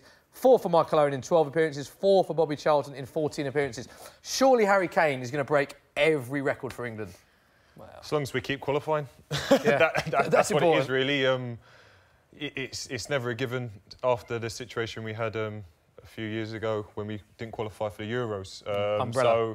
McLaren. Yeah. So, listen, if we keep qualifying for tournaments, he should be able to break records. But I think his personal thing for this tournament, first and foremost, is to go and win the Golden Boot. Yeah. Which will mean England have gone a bit further, that he's been able to have the games to score the goals. But also, he's doing well for us. I've got a question for you. If he ends as Golden Boot winner, will he still be at Spurs next season? If he wins the Golden Boot this summer, yes, he will. For me, he's already signed the contract. No one's going to pay the 200 million that Daniel Levy will want. Exactly. The fact that he's signed that contract, the amount of money you will have to spend to get Harry Kane off Spurs is incredible. So I can't see him leaving now. Can't see him leaving this summer. It's crazy though when you think that Mbappe, what's it, 169 million or something? Yeah, and a lot of money. And obviously he's done well and he's a good player now. Yeah. But his is still potential. Harry Kane has scored 30 goals 2 years on the spin. But obviously at least 25 for the last 3 years. Yeah. And if you said that about Harry Kane, that amount of money, people would still say, "Oh, that is crazy." Do you know what I mean? So it's just amazing because someone's English. How things can. So how much do you think Kane would go for? If a club like Madrid or Barcelona came in from, how much would they to get him? Go on, Marcus! Chance for Rashford. Oh, he's bent it just wide. How much do you think Harry Kane is worth? Go on. I think if you look at Coutinho and he went for 120 million, I'd say he'd have to go for at least that. Vardy coming in here, brilliant. Yeah, it's like Vardy, Rashford. build-up play. Rashford bends it around the keeper. We've seen that so many Vardy times. was going for the yellow card there. Just goes high and wide. Didn't get enough whip on it. Well, not high, but wide. Yeah. I mean, nowhere near the goal. Temps, what you got for us? Yeah, that's nice pressure. That's nice pressure. What are people saying about Harry Maguire? Good. It's really good pressure. We've got. I know we're on the attack here. I'll tell you the question after the attack. Love Maguire. Go on, Rashford. Go on, nice for Marcus. There we go. Great feet from Rashford. Oh, ref. No, the ref's giving a free kick. So that's what I was talking about, centre-half, see. Harry Maguire's there, plays it to Rashford, and he's still there on the edge of the box. So if we do need those centre-halves to step in and join the attack... So you're saying if Maguire's playing as a 2, he wouldn't be able to push on as much? He wouldn't be able to push on, and that suits his game? Yeah, he's on the edge of the box. It's almost like the freedom they're being allowed. The fact that we've got our centre-half in their penalty area. That's you know... I prefer to England go out that way, having given everything, right, you know, than you know, boring, like... I think that's the biggest thing England fans have said lately, to be fair. Yeah, it's like... Temps, social questions, what you got? Yeah, keep your questions coming in the comments below, and don't forget to tweet as well, @FootballDailyUK, #. Oh, Fabian! We've got a question, Belgium on the attack. Oh, Harry Maguire. Second half. We've got a Twitter question here. Basically, it's from Saeed. He is comparing the Belgium squad to the England squad in 2006. The golden generation. Yeah, the golden generation. Good defence, good midfield, decent strikers. However, not such a great manager. Ooh. Would you agree with that? Are Belgium similar to the England squad I don't think they're nowhere near as good as... I think they've got a lot of good players, but I don't think they're anywhere near as good as that England squad. Really? If you're talking about the likes of Terry, Ferdinand, Lampard, Gerrard... I think with Ashley Cole, he was the best left-back in the world, wasn't he? Best left-back in the world. But they didn't achieve. I know they didn't achieve, but in terms of if you're talking about on paper, I can't mention them in the same breath, in my opinion. Yeah. Interestingly, though, this is the Belgian golden generation. That's how they refer to them. Hazard. Oh, wow! What a goal. What a goal! England have gone 1-0 down to Belgium. How's he been given that much Adnan Januzaj with a fantastic goal. Could have played for England. Tried to, are we celebrating that? Are we celebrating it? What we're doing is 1-0 Belgium, which means England finished second. Come on. No. How's he been given that much space, man? That's not great, is it? He's done well individually, but it's not good on England's part. It's just we lost it in the middle of the park and then they've just won it back. It's a lovely goal. Nice little fake. It's a lovely little fake. I've obviously seen that from Januzaj a lot of times, but not much recently, but so that puts us in second place, Curtis, where you were saying is quite favourable. Belgium first, but like we all say, we're all England fans. We want England to win this. That is a disappointing goal. You're a defender. From a defensive point of view, as good as that is a poor goal to concede, isn't it? It's everyone's in there. That's what's. Yeah. There's not really a big glaring gap. It's just I think. But Thierry getting involved, mate. He's a bit. He's allowed to turn and run it at Rose. That's the problem. It's not so much that no one was back helping him. It's just once he turns, he gets 1v1. He moves it really well and sticks in the top corner. So let's get Danny Welbeck warmed up right now, mate. Get him on. It's just time for that guy, mate. He's ready. It's time for him. You think? These were the scenes in Newcastle when that goal went in. There's a Belgian in the crowd. Brave man, Dave. Curtis. He is a brave man. One fan. Oh, look, he's on his ear out. He's giving the ears. He's giving the ears. Wow. It must be a friendly crowd because he definitely, if it was or something, he definitely wouldn't be jumping up like that. That is. Yeah. How brave is that, giving it? Is he like getting warmed up? Is Harry Kane getting warmed up? Harry Kane's getting his shin pads on. Here we go. Come off the hour. Yeah. So obviously we're all gutted. It is 1-0 down. England started so brightly. There are the Belgian fans going absolutely crazy. There's a Belgian fan lifting the Jules Rimet trophy. Obviously not the actual Jules Rimet trophy, a replica in the crowd. Go on, England referee, come on! Dembele's got another booking. He's got to get booked. All right, this is Musa. Who's taking this? Who is going to take this? Who's taking this? Trent? Interesting as well, and we're seeing Harry Kane getting warmed up. Such good play, that's such good play. Harry Kane getting warmed up, mate. It looked like he was getting his shin pads on. It looks like he was getting his shin pads on. We could be wrong, but Harry Kane was definitely on the bench, looking like he was in communication with Southgate. All right. Who's over the ball? Rashford, Trent. Do you want to take a quick question before this free kick, or are we too engrossed? Right. If the World Cup was a five-a-side tournament, who would make your team? That is dumb originality again. Oh. Well, David De Gea in goal. Repeat the question, Sam. For England or just in general? In general. If the World Cup was a five-a-side tournament, who would make your team? So in general, let's say any five-a-side. So you've got to pick players that would be suited to five-a-side. So Neymar, Modric for me, Modric for me because he's a ball player. Messi. I wouldn't have any defenders. Don't need to Just go for it, yeah. If Trent bangs us in, he's maybe Thiago Silva. So I've said De Gea, but De Gea hasn't had a brilliant tournament. If you're not playing from the tournament. Who do you play in terms of the tournament goalkeeper? Who'd be your tournament goalkeeper, the one that's impressed you the most? Come on, Trent. I couldn't really say. You couldn't say. I couldn't really think of anyone's had an unbelievable. I think. Do you know what? The Tunisia keeper who started the game and done his shoulder made two really good saves, and then didn't fancy it. South Korean goalie yesterday. He's young as well, isn't he? Unbelievable. He was great. Oh, what's he giving here? So as we know, it is 1-0. England would finish second, and Belgium would win the group if the scoreline remained as it is. But don't forget, England only need a goal to win the group because our disciplinary record is a lot better. Fellaini with a lovely little step over there. Lollipop. So we're playing Colombia then in the round of 16. I think. Come on, Vardy, chase him down. That's good at all. Should we catch up with Zach? Zach, you're over in Croydon. How did the Croydon Massive react to that Belgium goal, mate? Well, they weren't happy. There were a few Belgian fans behind me who celebrated, and the crowd have gone mental. I hope you can't hear them right now. That's all I'm saying. But they're still excited, what I'm saying. Hopefully England can get another one. We can go through on a draw through to fair play. Back over to you. Go on, Fabian. Interesting. Thank you very much, Zach. Big thanks to that security guard who's been with you, just staring awkwardly at the camera for the whole time as well. It looks like he won't leave you alone. I don't know what he's doing, really, but thank you for his help as well. Belgium have got another chance here, very similar to the goal. Harry. Very similar to the goal. Nice from Harry Maguire. There he is, there he is. Hello, security guard. He just gave us a thumbs up. Has he enjoyed himself? No, he's not. Never mind. There are the scenes. There he is. Look, he hasn't got a clue what's going on. There he is. Another thumbs up. Absolute nerd. Look at that. There he is, having a great time, yeah. Lovely, man. Thank you for your help, obviously, keeping our boy Zach safe and secure. Tweet in who the security guard looks like. Yeah. What football player does he look like?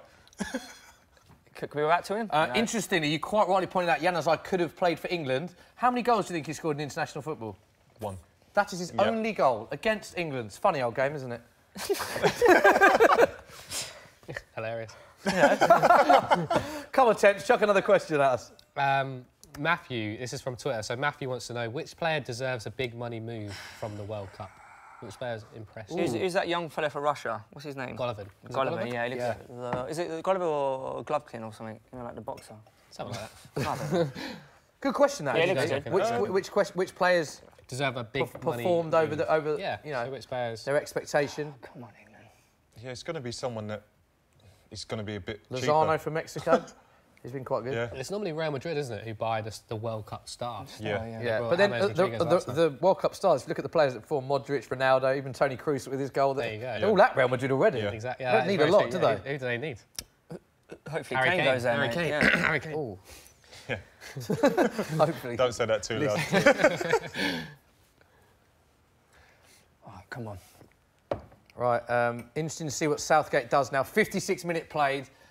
Belgium with that one goal from Januzaj. Will he bring on the big guns? Will Harry Kane come on? I feel that the problem's it's actually in midfield. It's not with the two strikers. Like we're not getting the ball. Who was it? Sorry. Thomas Vermaelen. So you think? Oh, there's a nasty head injury there for Vermaelen. Yeah. So you think a Lingard should come on, a Dele Alli, one of those players in that? Yeah, I'd love to see Dele Alli, but if he's still got a bit of a knock, like it's not really working. That's a nasty one. That's a nasty clash of heads there. That's Vardy and Vermaelen. Vermaelen's gone down.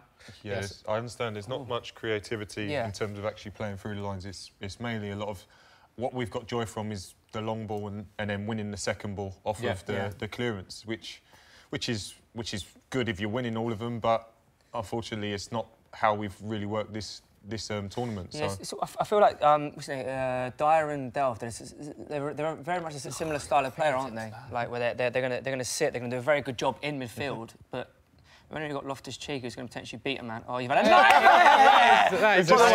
We've just seen one of the best moments in the World Cup. After Januzaj's goal, that was Batshuayi, picked the ball up, kicked the ball, tried to score in the back of the net, and true to his form in the last game, booted it off the post, came off his face and went in. Unbelievable. So we've got a slight break in play. Thomas Vermaelen with a head injury. So before the World Cup, we caught up with Nathaniel Klein to ask him about his favourite World Cup memories. Here's what he had to say. My first World Cup memory will have to be France '98. The goal that Owen scored against Argentina was definitely one of the highlights of the tournament. I have to go again with the Michael Owen goal. Is that the best England goal in the World Cup, you think? Yeah, either that one or Joe Cole's goal. I think everyone liked David Beckham, obviously, because of his free kicks and his quality on the ball and stuff, so yeah, definitely him. What was the question? Oh, cheers, Nathaniel. So, guys, what's your earliest World Cup memory, Curtis? Earliest is watching Brazil, Italy, the final, watching the penalties. Same as mine. And seeing Baggio miss that penalty. Obviously, as a kid, there wasn't much foreign football on English TV, but you knew Baggio because of his perm mainly. You knew Bebeto, you knew Romario, so it was a big game to watch. Dunga. And Dunga. And to see him miss that penalty, as a kid, you're thinking, like, how has he missed? Like, has he? But it's easily done. That was my first one as well, because I remember it was in July, and I remember my old man VHSing it, because I couldn't stay up late enough to watch it. So in the morning, I came down, put the VHS in, and rewound the penalties to watch it. It was my earliest World Cup memory. What was yours, Dave? I was literally about to say the same. I don't remember any of the rest of the tournament, but I remember watching the final and the penalties. I do remember Houghton. Ray Houghton, his goal and the celebration. Yeah, his goal against Italy, obviously, they got to the final, but because none of the home nations qualified, everyone was an Ireland fan. And I remember I was in Spain at the time, Alacudia. And to be exact. Yeah, to be exact, in Mallorca. And he scored that goal, and there was loads of Irish there, so it just went ballistic. And as a kid, you're just like, go along with it. Temps, what's yours? My earliest is 2002 World Cup. How young are you? Because I remember watching it in primary school. 2002? Sorry, 2002. You was in primary school? I was in primary school. And I remember watching that game. How old are you? How old are you, Temps? I'm 25. Wow. See, we're a lot older than you, I think. Go on! God, what do you remember about it then? Go on. Oh, it's a charge! Oh! So we're never going to find out Temps' earliest World Cup memory. It makes no sense at all. It was sometime in 2012. Well, then, that'll do. I have so many questions to ask him. It was Bouba Diop against France. Go on, Temps, your memory. I remember watching the England-Brazil game in primary school, in school, because it was on at like 9 in the morning. Yeah, it was on early, wasn't it? Yeah, it was. And all the kids, we all watched it. So you didn't have the dentist like the rest of us? No. I went to school and watched it like Ronaldinho. in assembly hall. So that's also my worst moment, was the Ronaldinho goal against England. That was awful. But my best is the Peter Crouch robot. Peter Crouch robot, How can you not love that? Yeah. Or Beckham versus Argentina. Best is tough, isn't it? Because there's... I mean, probably worst is tougher, actually. My worst moment, probably Germany game. Oh, really? Yeah. 2010. Germany 2010. OK, the Lampard. Yeah. Not given. Yeah, I'd have to agree, actually. That's pretty good. I think my worst moment was England-Algeria. We were so bad. I was at that match in South Africa. Yeah. I was at that match, flew overnight the night before. The next day was that game. And obviously getting to the stadium buzzing, very little sleep. And then it was 0-0, and it just saps the life out of you a little bit. Go on, this is a chance. Penalties. Surely a penalty shootout has to be up there as well. There's so many penalties that England have lost. England-Argentina. Let's never talk about. Do you think this current team, Curtis, if it got to a penalty shootout, has what it takes to win a penalty? Or is there something fundamentally wrong with England and penalty shootout? You can't think like that. I don't believe that. I think if you've got enough penalty takers and people willing to take one, that's what you need, really. I don't think it's about your country. I don't think it's about... Sometimes not even about the best takers. It's the person that come 120 minutes has gone. They say, I want one. Yeah. That's what you want. I'd rather... I've been in teams where you've got the people that you think, oh, he'll take one, he'll take one, he'll take one. Yeah. And you get down to the nitty-gritty and it's like... Really? People are like putting their hands up for it and there's like about 4 people. You need one more. Yeah, and I'm one that's probably not as good as others, being a big dope centre-half, as I said. But I'd be willing to take one for the team. Right. Do you know what I mean? So if I miss it, I don't really mind if it takes the pressure off of someone else. Team player, yeah. World Cup idol, lads? I've said mine, Gazza all day long for mine. R9. Yeah. R9, really? Ronaldo. Yeah, R9. Yeah, because and that's probably my favourite moment is probably the justice of him winning the tournament against in 2002. Germany. Just after what happened in the '98 final, that he had that bizarre illness. Strange, wasn't it? Yeah, I think they said he had a fit or something like that. But the fact that he came back and won the tournament and won the Golden Boot was big. Yeah. I think the best thing about that is that he won the World Cup with that haircut. Now every time he looks back on this, iconic, isn't it? He's got that haircut. For me, probably Zinedine Zidane. like for either France '98 or even 2006, when you thought, you know what? One or the other. Yeah. By the way, Zidane, when you look at his highs and lows in World Cup, is incredible, isn't it? That's his last ever game, to think about that. The last ever game, World Cup final, he gets sent off for headbutting someone. Yeah. It's And then before that, he wins the World Cup in his own country. Drops the mic, and then that's it, he's out, he's gone. But that's what he's done with Real Madrid. He's just won the Champions League 3 times. Just, I'll go to Qatar. How much?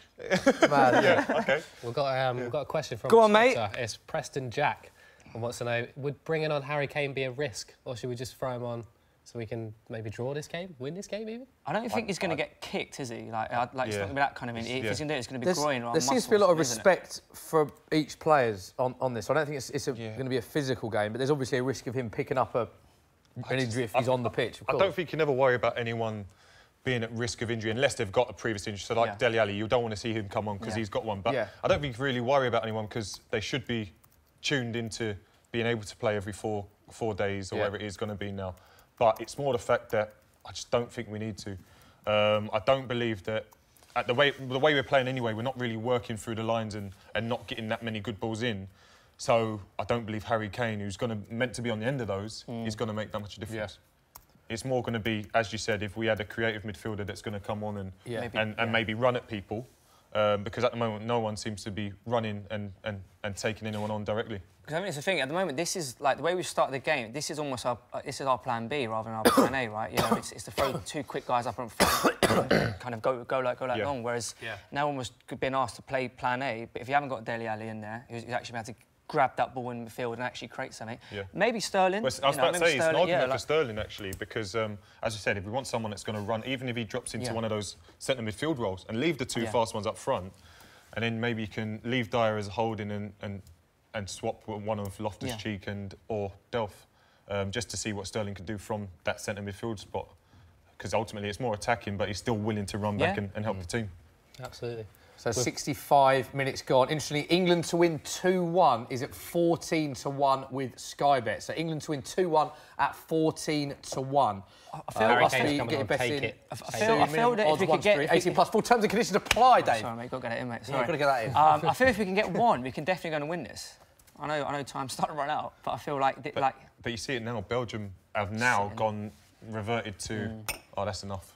Sitting behind the ball. Also, the other thing is... Go on, man! It's a big chance! Come on! Shot! Will he score? He scored! No! Oh, we thought he'd scored. He hasn't. It's gone wide. What's that? Oh, he's claiming a save, but I'm not sure. Let's have a look at this lovely link-up play. Vardy's done brilliant. Rashford one-on-one with the keeper, and he's bent it just wide. And he actually... don't get me wrong, I don't want to see him square it at that point. You don't want to? I don't want to see him square it, but... Loftus-Cheek's thinking he's got to tap in if he just squares it, which is... Oh, wow. Which is disappointing. But a striker, he's not going to square in that point, will he? Rashford in that position, 99 times out of 100, we see him scoring. It's the one time when we want him to score. This is the reaction in Newcastle. They're up celebrating like we were, but lads, sit down because it didn't go in. He's not happy. People chucking their pints. This is in Croydon. As you can see, this is the moment they thought it'd gone in. And it went wide. No, look, someone's chucked it. Someone's chucked their pint. Never chuck your pint if the goal doesn't go in. Don't chuck your pint. Nowadays, you can't even do it because of VAR anyway. Yeah. Chuck your pint after a goal's gone in and VAR's been in. Oh, that's silly. Instantly, Harry Kane is warming up, quite animated. I think he's going to come on.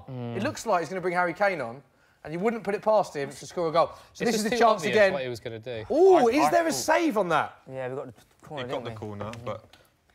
Did he touch that? I feel like the goalkeeper's done well. He's like, kind of like I still think he misses it. I love that as well. This is what goes to show the team spirit and the togetherness. So you see the whole England bench on their feet, cheering them on. I love seeing that. I thought Rashford was going to go around him. I think that much time. Yeah, I was going to say, because he was... R9 style. Yeah, because he was going that quick as well. The way he moves, it's just... Temps, what's the reaction? We've got a question from Aidan Ellis. I'll tell you the reaction, but I haven't even looked. Who? Aidan Ellis. He sent a question, but I've reworked it because I've into a better question. I hope you don't mind, Aidan. Keep it coming, though, Aidan. If you could steal one World Cup player, who would it be? I was just going to say Messi, because I'd always just steal Messi. And you can't choose Messi. I love Messi, but are we going by the tournament in terms of how people have done? So we're going by how people have done. It's almost like we need to... Go on! Oh, it's a chance again. It's almost like where do we need to improve, right? You know, it's like because it's like if we could say a striker, we don't need a striker. Maybe Modric. Just in middle, yeah. Modric would be a good one, I'd think, because I think Ronaldo would steal Kane's thunder. Yeah. Do you know what I mean? So I don't think they'd work well together because they're both very, very, which is good, selfish strikers that want to score goals. So I'd probably say Modric off the back of what we were speaking about earlier, having that midfielder that can create maybe goes past someone. We know who yours is. It's Den Donker, isn't it? Definitely, mate. Den Donker, yeah. Honestly. Absolutely. For me, the goalkeeping situation is... And I really rate Pickford and Butler, but I just think latter stages of the tournament, the fact that our 3 goalkeepers combined have something like 13 caps between them, I think if we're talking about ideal scenarios, if we had someone who had a little bit more experience, would be great. She'd go with Egypt goalie. I mean, 190 caps whatever he had. Yeah. Unbelievable amount of caps, isn't it? I'd go Godin from Uruguay. Yeah? Godin is a good shout, actually. That is a very good shout. Do you think the way we defend, though, and the way we play, he's really needed? We could just put him on his own, I reckon. I think he'd be all right. You probably... Surely, as a defender, you must rate Godin. Oh, I do. I just mean, I don't think... The strength of our defence is the fact that we can all go forward. OK. Yeah. Whereas Godin is obviously can play. He's obviously a very good footballer. Yeah. But he's a strong, solid defender. And I don't believe we're going to be a strong... Even though we are solid, we're going to be a team that needs to be rugged and... Like, whereas Uruguay, the way they play, they're rigid. They nick the goal and then it's like, thou shalt not pass, sort of thing. You know what I mean? So it's a slight different scenario for England. So as a defender yourself, who do you think is the best centre-back in the World Cup? Who do you look at and go, wow, he's got everything? I'll tell you who I love and really like to see him do even better than he is, Varane. Yeah, Rafael Varane. I watched him play years ago when he was about 19 for Real Madrid, and I thought, who is this kid? Do you know what I mean? Like, he's just an absolute scandal. First we're actually starting to create some chances now, aren't we? We're starting to get a little bit forward in good areas. Is Harry Kane coming on? Yeah. Or what? I think Harry Kane is coming on. Put that out to the viewers. Should Harry Kane be coming on now? It's a big chance. No, Courtois picks it up. Should Harry Kane be coming on? Let's get that poll out. What do you think? Let us know. Also, in the comment section, don't forget, let us know in the comment section on Soccer AM, on Football Daily, YouTube and Facebook. Put your thoughts in the comment section. We'll name check you and read the best ones out. Should England be bringing Harry Kane on? And would you rather we finish second or first? Let us know your thoughts. There's 20 minutes remaining. England 0, Belgium 1. This would see England finish runners-up. Belgium win the group. Fellaini gone on amazing there. Yeah, Fellaini, it's interesting to see where he's going to go. He says he's going to make his decision soon. Links with Arsenal, Dave. You're a big gooner. If he comes on a free, I'm not going to say no. Would you take him? I don't know if I don't really pay money for him. Where does he fit with Arsenal? Do you think? It's the thing. I don't know if he'll start. So if he's going to come to Arsenal, is he really going to? It might be his last big move. Is he going to come and like sit on the bench really? But it's like you see his role. Obviously, he's played for Man United in an advanced role in terms of sometimes had to be the target man or being the second striker that just gets on the second balls. But I probably still believe his in midfield in terms of breaking things down and then maybe running forward from that position. Yeah, OK. But would you say in Arsenal's team, the way Arsenal play, they move it so quick and things like that it'd fit in? Well, it's interesting to see how we're actually going to start because I feel like we have to become a lot more harder to beat first of all, and then actually start to build, and then still actually, and then like maybe try to build off the back of that. So maybe he'll come in and make us a bit more kind of rigid and less soft. I guess is the point. Okay. But if he's going to come on a free, I wouldn't say no. Well, that's the thing. Mourinho's turned around and said he wants to keep him.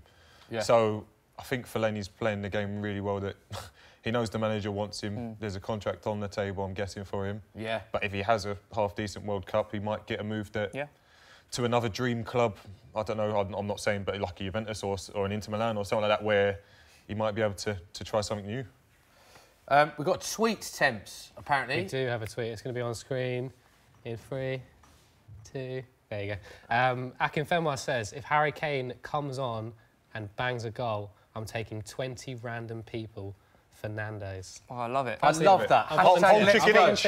Whole chicken each. That is, Bayo loves his chicken, by the way. We filmed a challenge, me and him, where he attempted to eat, I think it was 50 chicken wings in an hour. And we went to the barbecue place round the corner and he attempted to eat 50 chicken wings in an hour. He didn't do very well, but he loves his chicken. Oh, I thought he was going to say it took 10 minutes. No, he didn't. No. He loves his chicken. It's on the Soccer YouTube channel right now. You know, like the best thing about Nando's is the thighs. The thighs are unbelievable. The thighs? Oh, the thighs are lovely. Butterfly chicken as well, don't you? Nah. Other chicken places are available. So it's a good... Yeah, other chicken places are available. Frango's knocking about as well. Interesting to see. Great stuff from Bayo. And also, if you do that, Bayo, because he's probably watching, film it.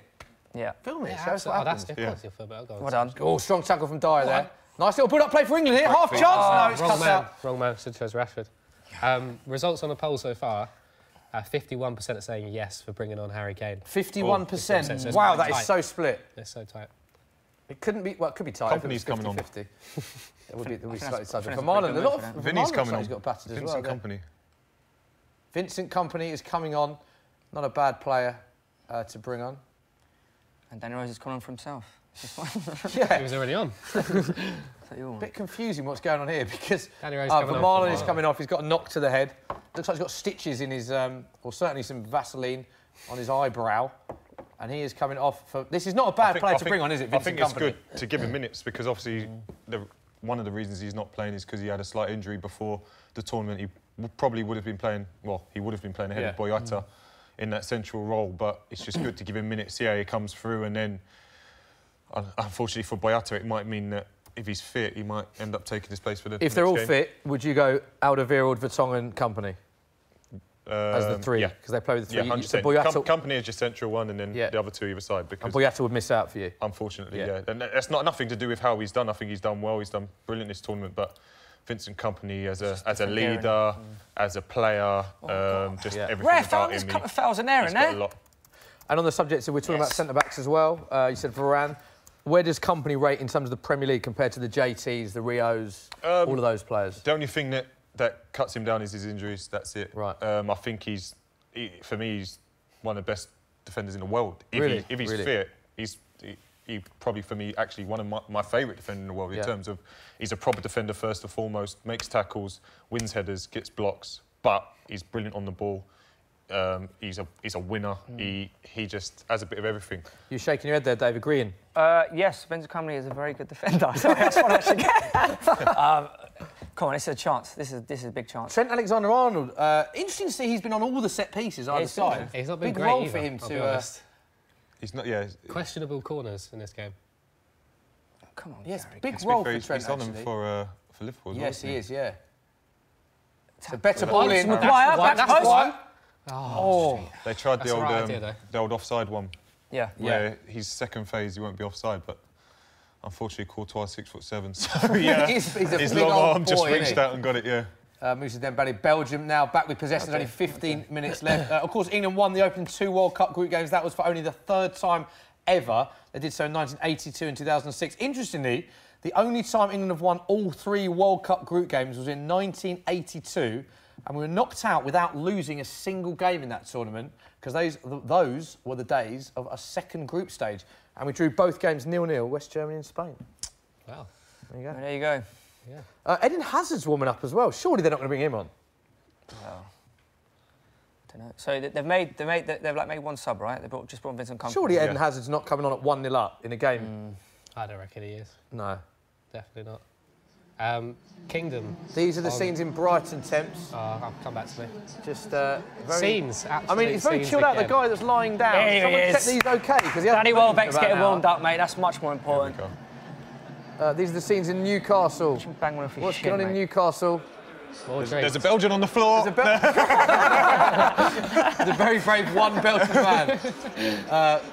Less animated now, has to be said. I don't know whether he's still there or whether they've politely asked him to move. He's taken his shirt off and he's blended in now. Also, he's in the middle. I think we can see him all getting on great. There's good to see. There's table service at this beer garden here during an England game. That's great. Brilliant, isn't it? That's quite. Where is this place? And this is where Croydon is. There is Zach and Chris. Chris, you can actually see Chris. Confirm whether that is Chris that's at the bar again. You see him right in the middle there. Is it Chris? Oh, there he is, in the middle bottom, yeah. Can't see him. Yeah. Straight down the middle, up about 5 inches. Someone get him a water, please. Fellaini again in the air, winning. So good in the air. Come on, England. So it's a bit flat, isn't it? And I don't think Dyer's had the best of games. Do you not? No, I don't think he's been great. Is that because he plays for Spurs? Maybe. I think it's never going to be a game. What we said before the game in terms of someone's going to come into the game and make an impression. Oh, silly. It's never going to be a player. VAR. It's never going to be a player that's a defensive type player. It's only going to be a player that's going to make an impact on the game in terms of score a goal or create something. So. Substitution. Come on, Danny! Talk us through it, Dave. You're here. Man is going to come in. That guy Wells is coming on. One's going to go in. Oh, it's just in sub, Dave. Well, so what's he going to do there? Is he going to put Fabian Delph at He's bringing right off back, Trent Alexander-Arnold and bringing on Fabian... So who's going to go in midfield? Sorry, Danny Welbeck. What's going on here? He's not going to... Hang on. Yeah, I'm working at... Rashford surely can't go right wing back. Unless you put Danny Welbeck Unless right wing Delph back. moves... He's put Danny through the middle. I'm a big fan of So, I don't know, are we playing like...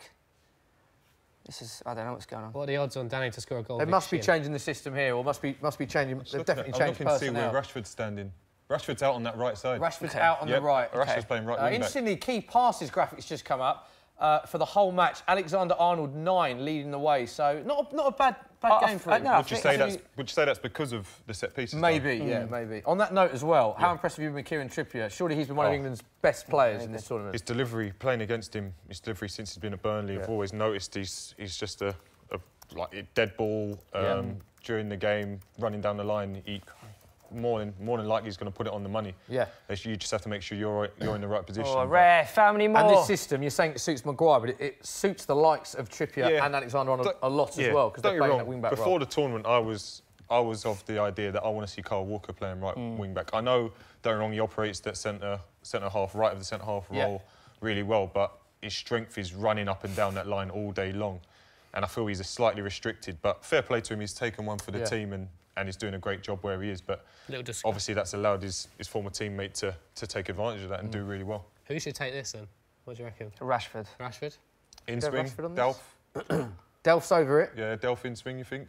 A lot of your ex-teammates over it here, Curtis. Cahill, Maguire, Delph, you've seen all of them in this situation. Who would you have taken this? Not Harry, because he can drill a ball if it's moved, but he's not going to bend one over the wall. He's a really big threat, actually, in the box, isn't he? Like, so. I think, Dave, you'll be pleased to hear this stat that the last time we played Belgium was in 2012, and your man, Danny Welbeck scored the winner. Is it going to happen? Mate, I told you. Come on, Marcus. Isn't it? It's happening. Here we go, Rashford. Take your time. This is what the scenes are in Croydon at the minute. They're sending the vibes, the positive vibes. Marcus Rashford is over it. 80th minute for England. He shoots. Oh! Just over the bar. Oh, is this going to be England's first loss out in Russia? 10 minutes remaining. England 0, Belgium 1. And Paolo wants to know, why are England fans so negative? What do you mean? I think they are favourites to beat Colombia. I don't know why Paolo's having a go at us. Well, can Paolo elaborate on that? Because I think there's been an amazing amount of positivity with his coming home and the support we've given Southgate and the players. Paolo, explain yourself. Good goalkeeper. Explain yourself. Nice sweeping. Come on, Dyer. Prove me wrong, mate. Come on. Kingdom is wants to talk about another game. Mexico, Brazil. Who do you think is going to win that? Brazil. I think Mexico. Do you? Yeah. Do you know what I love about these questions is that whenever Temps chucks one out there, us three seem to agree on it, and Temps goes completely rogue on all the answers. Yeah. Absolutely, you have to. Why do you think Mexico? Go on. I'm a big fan of it. Well, obviously, the curse is that they don't get past the round of 16, isn't it? Yes. They never do. I think this is the year they're going to get past it.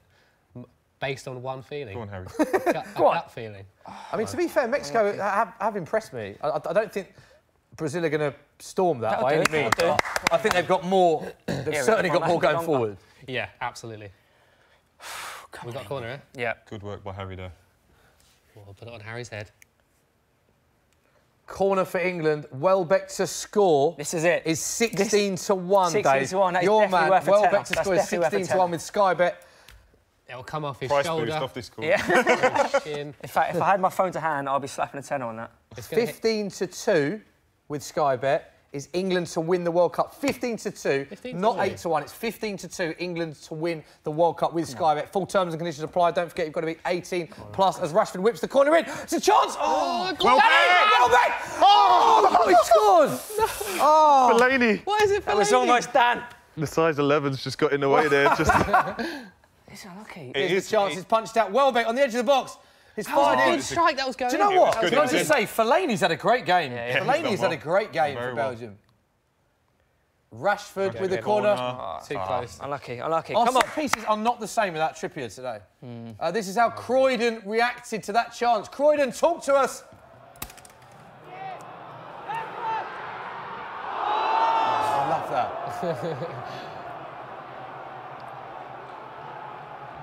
Look at them two fans there out there. Getting angry, they're getting angry. Them 3 Belgian fans on the balcony better get out of that 5 minutes before the edge. When's the next tram home from Croydon, isn't it? So many ways to get back from Croydon. You can get the bus, the tram, you can get the train. There's stations everywhere. Yeah, Zach will lend him his bouncer, I think. They'll get him home safely. Have we had any tweets in about the bouncers doppelganger? The lookalike. We haven't actually. I love how Curtis is linking the show together. So brilliant. It's really good, yeah. No, we haven't had anything. He must look like someone. Who does he look like? Let us know in the comment section. Don't forget, there's so many ways you can get in touch. At Football Daily UK, at Soccer AM, comment section. Who does the bouncer look like? And give us your score prediction now as well. Question of the day, that. Come on, England. Go on, Daddy. Oh, suddenly, the game is just getting away from us. Getting a bit lively in Newcastle. These are the scenes in Newcastle. Can you see the Belgian guy there, Dave? No, he's gone home, mate. He's gone home. He's called it. Oh, this is a good question. Go on, Ruben. I think he's had a good game. He's cheap. Yeah, he's I agree. He's just trying to create. That is Newcastle. Curtis, what are your thoughts on the This is tournament good. so This is good. far? This is good. We're We've actually seen knocking VAR this for the back quite first well, time. eh? We've seen unbelievable amount of penalties, record goals.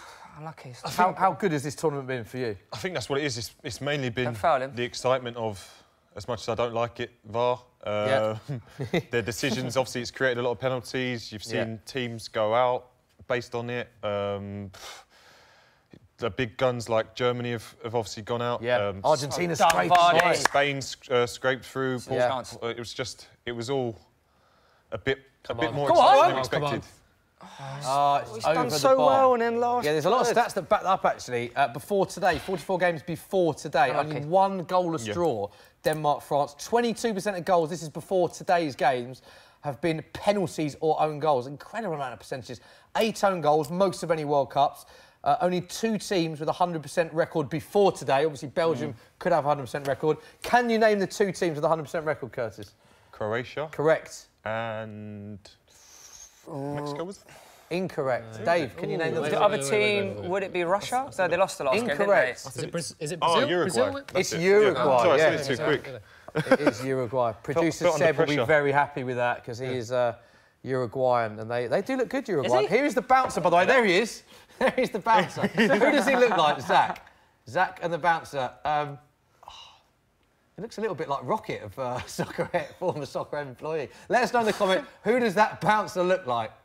Let's put that on Twitter, that actual picture. Caption this. None of us can think of who that bouncer looks like. I can't either, no. Zach looks it's one of them where you can... he looks like someone that we all know. Yeah. He looks the spitting image of someone, but I've got no idea who it is. He might not necessarily be a footballer, so it might not be relevant. Yeah. It might be just one of our mates that you don't know, then it completely doesn't work. Yeah, more World Cup goals in the final 5 minutes of matches in this World Cup than the whole of the last World Cup in Brazil. It has been an amazing World Cup. Favourite game, Curtis, so far? England, Panama, has to be. Yeah? Obviously, see England score 6 goals could have been a lot more. It was just exciting to see them play with that freedom and just enjoy it. Portugal-Spain was nice, wasn't it? Yeah? Yeah. Portugal-Spain was great. The drama of it. South Korea-Germany was a lovely one, that was. That was, a lovely game. Even England-Tunisia. That was. Oh! Just a last-minute drama of He's England-Tunisia. still got so much energy, Jamie Vardy. He's still got so much running. What were you, Danny Rose, lovely little step over there as he goes down the byline. Oh, ref! That has got to be a foul. Is it not a foul? That'll do. Come on, England. Another chance. He's got to be careful. He's on a booking. Oh, You're go making donkey. Go on, quick! Oh, Danny! What have you done? Oh, Dan, unlucky. Wasn't his best touch in an English shirt, let's just say, but... Well, we have got the results. This is what we did. So we used the Sky. We used the best-looking man in the World Cup. World Cup lookalikes. This is the World Cup lookalikes for our bouncer, and his automated Olivier Giroud, who we said earlier was the best-looking man in the World Cup. Oh, fair play to him. Are we having that? You'll clean up tonight, then. Absolutely having that, yeah. Can we do one for our bouncer looks like Olivier Giroud. Can we please get to that bouncer? Let's catch up with him. He'll be buzzing with that. 73% resemblance. He'll be happy with that, won't he? Yeah. If Olivier Giroud's watching, well, he won't be happy with that, will he? There he is. Can we do one for all of us as well? Olivier Giroud. Looks like Olivier Giroud. He's getting on well with Zach. He's got a bit of Benzema. A bit of Benzema about him. Has he? Zach, just He's not in the World Cup, though. No. Not the World Cup. Hello. Olivier Giroud. Zach, can you speak to our friend there, who we've just been told looks like Olivier Giroud? He must be happy with that. You've been... firstly, he's been an amazing security guard. Belgium's had a chance. He's been an amazing security guard. You've also been told you look like Olivier Giroud, the most handsome man on the planet. Is it good or bad? It's a good thing. You've been told you're like Olivier Giroud, a very good-looking man. I think he's happy, guys. Back over to you. Thank you. He has absolutely no idea what's going on. I don't think he cares. Congratulations, you look like Olivier Giroud. That was so I mean, sweet. to be fair, we put him on the spot a little bit there, didn't we? Yeah. Yeah. Olivier Giroud. Belgium just had another big chance to win to the 88th minute. It is England 0, Belgium 1. As things stand, the group table has just been updated. Belgium would win the group. 9 points, 100% record, meaning it would be one of 3 teams with a 100% record, who are Uruguay and Croatia. This would mean that Belgium top the group. England would come second, which would be disappointing, but would mean they'd be in the easier on paper. But then we paper, still have to be Colombia. Colombia are not going to be... Colombia are not going to be easy, no. They're not going to be easy, but the way they've played this tournament, I wouldn't be too scared as an England fan. I'm not saying it's obviously going to be easy, but as an England fan watching that Colombia and seeing Rodriguez come off as well today, he did. It's obviously a key player for them, and Go on. you'd like to think we could do it. Harry Maguire. It's everywhere. an interesting point that you made, Curtis, about how far forward Maguire can go, because he's been on the edge of Belgium's box many times. Yeah, well, that's what he's got. He can obviously run forward, and he's still got the 2 behind him, and he also knows that Dyer's there. Well, So if Dyer, because Dyer's played that role for Spurs as well, that if he ends up tucking in and becoming the left centre half, Harry can stay there for a little bit longer than maybe he's used to. Dave Jackson. I think this is all part of Gareth's master Give plan. us what's going to happen now. What is this match going to finish? My heart is saying 7-1. 2-1 England, right? But my head is saying we're probably going to lose this game 1-0. But I'm hoping we'll pop up with an equaliser. 3 minutes. 3 minutes of injury time has just been 1-1. announced. Danny Welbeck. It is 1-0 down. England need a goal to win the group. Only 1 goal to win the group because of the disciplinary record. But then again, as I said, this is probably part of Gareth's whole master plan. He picked a team that was going to lose 1-0. So what, Belgium have got a chance here now. That's a terrible pass. But he's made his way to Batshuayi. That's the pass of someone that wants to be on the end of it rather than let him score. Yes, correct. Very good point. You've given it he's done well. Batshuayi. Where's he going now? Sort of turn back himself. Fellaini. No, not him. Not anyone but... What is going on now? Go on. No. Just clear it, guys. Am I done? Oh, the referee straight in there. See that? Yeah. We're in injury time. 90 minutes and 41 seconds to be exact. Now it's 43 seconds, 44 seconds. You get the point. It is 1-0 down to Belgium. England need a goal in the last 2 minutes. Defending there, Curtis, as a defender, weren't the best there, was it? It wasn't the best until the last bit where bodies were on the line to block it and to stop it. It was Batshuayi got through a little bit too easily, but in the end, them centre-halves have put their bodies on the line and made a couple of good tackles, a couple of good blocks. Come on, England, here we go. This could be the last chance, 91st minute now. Go on, Mark. What is that? Oh, it's a stray pass. I feel like he's trying too much, isn't he? He had that chance he obviously should have scored, and now he's trying to Here's what's happening in Croydon. Zach is there with Olivier Giroud. This is what Zach and Olivier Giroud are watching. What's the chance? Look at the guy. We're losing 1-0. We still. Look at this. There's the man. It's not stopping the enjoyment in Croydon. He's buzzing with that. He's buzzing with that until he gets kicking off. Beer thrown on him. Yeah, some people are like that. Some people won't. So. Right, so we've seen the bouncer in Giroud. It's going to have a bit of fun now, Curtis. Yep. We've done it with yourself. Who does Curtis Davies look like?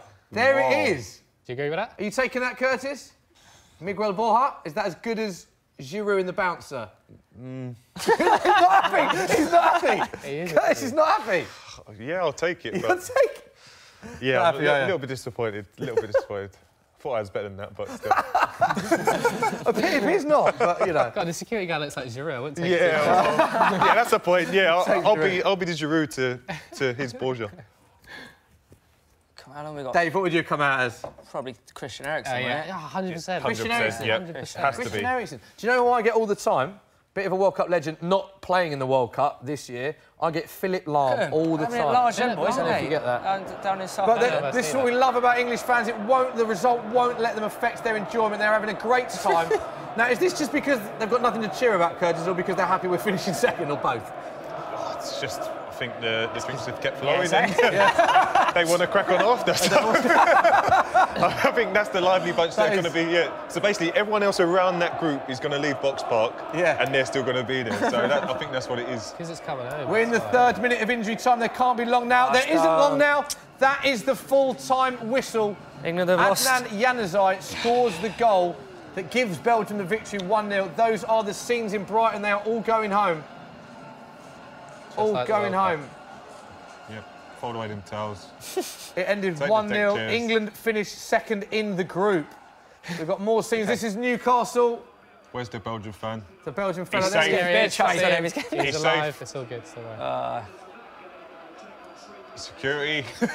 Meanwhile, we've got another lookalike. That is myself. Jan Bednarik. That's a great shout. You look spot on. Are you having that? I don't know about that one. Can I just say, whoever found that's an old photo of me where I look quite tired. You couldn't have just rolled the one out. I've just come back from Spain, got a bit of tan on the boat race. Just pick the absolute Ming boat photo of me, why don't you? Jan Bednarik. We just need Dave, don't we, next? I We've don't know. said Christian Eriksen. Oh, hello. Oh, there we go. Straight from Google, that was. No. OK, we'll get it off before you reveal all the photos that are on Google of myself. So, like, where's this chat going? So, like, England finished second, yeah? Yeah, where are we going with it was all part of Gareth's plan. He knew what he's doing. Even though before the game, all the chat was just finish top of the group. Let's go win there. They haven't. We also haven't got any injuries, which is always a big plus. No injuries that we stages. Yeah, no injuries that we think, but it does mean we finish second. Curtis, what I want to know is, do you think that the national consensus of us winning the World Cup, does it change at all now that we have lost a game? No. Not at all? It's almost a protective layer that the fact he's put out a weakened side and we lost the game, no one's going to be worried about it. Whereas if we played our strongest side and Belgium maybe made all those changes and they still beat us, we'd be a bit like, whoa, actually, that's Belgium's second string. So it's a bit political as well, but I still think everyone's still confident in that first 11 with Kane in the form he's in. You can't really look anywhere else other than goals and winning games. Right, we can go to Zach. Zach is in Croydon. Zach, can you hear me? Are people happy? Are they sad? What is the reaction to the result, mate? Well, it's a mixed reactions here.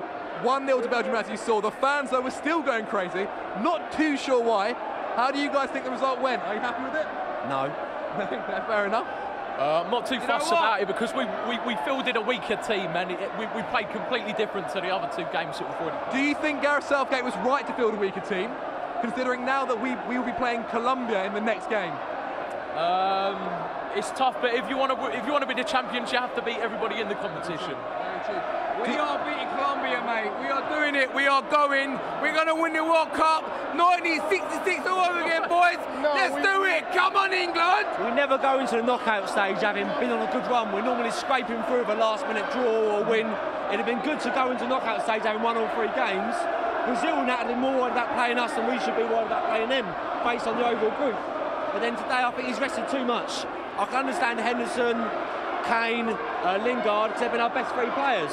But overall, I think he's rested. It's changed too much and it's disrupted our rhythm. I think winning mentality rhythm is more important. Okay. That's it here at Box Park. It's all got a bit mental. We'll see you next time. So there we have it. Lookalike. Interesting, you thought one of the fans is a Nasser Chadli lookalike. Yeah, he did. I don't know.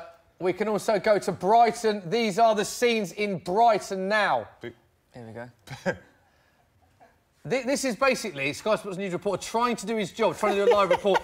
I mean, I do feel for the reporters in this scenario because he's having no clue, he's just given up. Look at his face. This is why we stopped Deadline Day. Deadline Day, which we do all encourage you to watch on Sky Sports News. It is a fantastic watch, incidentally. Guys, so what is your one emotion, Curtis, after that? England losing but finished second. I think it's you still got to be positive. The run in now. As much as we didn't want to lose, we didn't have a losing record going into the next stage. We didn't get battered. We done okay. Yeah. I think we could have been better, even with the team we had out. We've got no new injuries. We've got players that are going to be fresh for that next round, and fingers crossed we can get a result, because what we said about Colombia, they've gone all out to win today. Yeah. And arguably their best player is now injured for the it'd be interesting to see if Max Rodriguez does play, James Rodriguez, sorry, does play in that next game against England. Temps, what is the reaction, Temps? Are people happy they're sad? It's an intriguing one, this, isn't it? It's quite negative, actually. Is it? A lot of people are not happy with the performance, but obviously it wasn't our first team, so I don't know why people are acting like this. But there's an interesting tweet here which says, England lose to Belgium, meaning we can avoid Argentina, Brazil, France, Portugal and Uruguay until the final. Yeah. So there you go. It's official. So Football is coming home. Is a genius. Southgate is a genius. Dave, we've got, this is brilliant now, we've got Dave Jackson's lookalike. Let's see who it is. Godin. Diego Godin. Defender. That's a lovely photo on the left. Dave, that is, mate. How is it not Eric? Really nice photo. Where are you? I'm at the Batman vs Superman premiere there. Oh, how was it? I was rubbish movie. He is mad. Let me pick that one up, you know. Oh, God. Just that red bit of carpet in the background. Just that right here. Yeah. Well, why is there a guy saying he's not getting...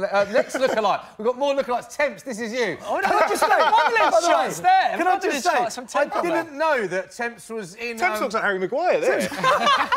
He looks like he's got Harry Maguire's size shirt on. He looks like Harry Maguire there. What are you doing? Why do you like you in a 1960s black and white movie? It was actually you look like you've just found the love of your life and you're just gazing into the distance. It was actually for the new GTA. I'm on the loading screen for the next game. Oh, wow. Just the sunset. Here we go. So here we go, the round of 16. Obviously, we've got all the fixtures. So it will be Colombia versus England. It's Tuesday night at 7 o'clock. The full fixtures are France v Argentina, Uruguay v Portugal, Spain v Russia. And some more fixtures that have just animated off the screen, but importantly, the big one is, of course, Colombia versus England. The other fixtures are Spain, Russia, Croatia v Denmark, Sweden versus Switzerland. So, to confirm, England play Colombia in the second round, and they will play the winners of Sweden versus Switzerland in the quarter-final, if they get that, and the winners of Spain, Russia, Croatia or Denmark in the semi-finals before they go on to lift the famous trophy. Yeah. Now we're in that stage, and we know all the teams that are in the second round. Curtis, what is your prediction? How far will England go? I think we can get to the semi-finals. I believe. I'm not. From there, it depends if it's going to be a Spain, how they come through it, because obviously they've had a shaky group stage, but a team like that with that many good players can't continue to be like that. You see that before the tournament they brushed aside the likes of Argentina, I think 4-5-0, stuff like that. So I think when the time comes, they've got the big game players that can step up. Yeah. But hopefully, for our sake, they don't, and we can progress all the way to the final. DJ, how far can they get?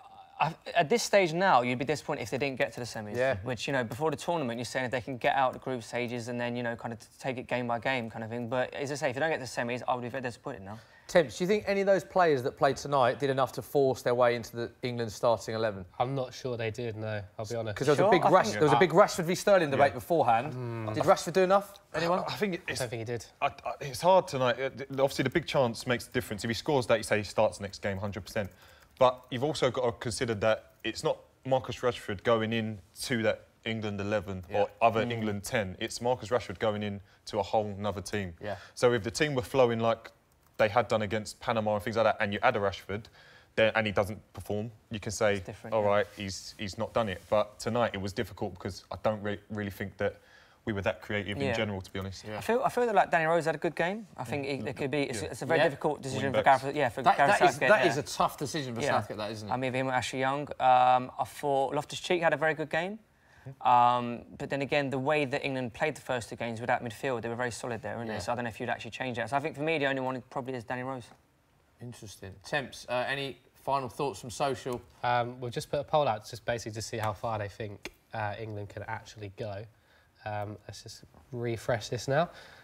Most people think quarter-final, 43%. Quarter-final, which means they think that England will lose to either Switzerland or Sweden. Switzerland or Sweden. There you go. Really? 36% are saying winners as well. So I think we can ignore that. That's interesting, because I think England are more likely to... I think they're more likely to lose to Colombia than they are to Switzerland or Sweden. I think, that's... Especially on Twitter, you expect the optimists to be out doing the polls, not the pessimists, but... Oh, well. You got another tweet from your mate Joe? We've also got a tweet from Joe Thomason, FD icon. Icon.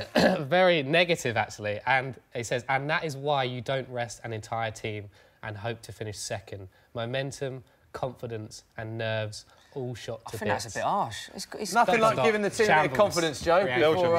Belgium done the same. Belgium done the same. Exactly. Adnan and I come up with a brilliant finish, albeit a bit of slack defending, but it's a brilliant finish. Won the game. Nothing else really happened. Yeah. There weren't many goal-mouth scrambles. There weren't many big chances. Rashford should have scored. Yeah. Makes it 1-1, and all of a sudden it's a different picture. Yeah. So that is the fine line. Like Tunisia game, if Kane don't score that goal, it's doom and gloom. If Rashford scores that goal, we go through as winners, and then we're now facing a tougher group. Is it good to have a bit of a reality check as well for this England team, because now they'll go in knowing that they can't take anything for granted against Colombia? I feel like there's going to be more pressure against Colombia than against like say we'd placed Japan, we would have expected to win that by a couple of goals, which I never think is a good attitude for England to go into a game, right? Whereas Colombia, we know they've got some dangerous players, we know they've got some serious players. We know we have to perform. And we have to be at the top of our game in order to beat them. And then once you get past that, you know, you'd probably back us to be, again, already I'm going about beyond the game. But I don't think it's a bad thing that they're going to face back Colombia. Because you go into the Colombia game as a favourite, but not an overwhelming favourite. You go into it as, are you expected to maybe win? Whereas Japan, it's you must win. Because if Colombia end up beating us 1-0, people would be like, well, actually, they're a good side. It's interesting, though, because that group is so tight. Colombia only just won that group. So it's interesting that mindset is different playing Japan or Colombia, because there's not really a lot in those teams. But, yeah, it will be interesting to see how far England can get. I'm going to say semi-finals as well. Semi-final. I can't see England losing to Sweden or Switzerland, which is probably a bad thing to say, bearing in mind we lost to Iceland in the recent tournament. But I don't know. That's how I see it. We'll see, mate. We'll see. I agree. We will see. Curtis, thank you very much for coming on the Football Social. Dave, Temps, thank you very much, guys. Thanks for getting involved in the comments as well. Don't forget to like and subscribe to Soccer and Football Daily's YouTube channel. We will be back on Tuesday night for England's first knockout game of the tournament against Colombia. See you then. Peace. Spark your sports brain. Go global with Sky Bet.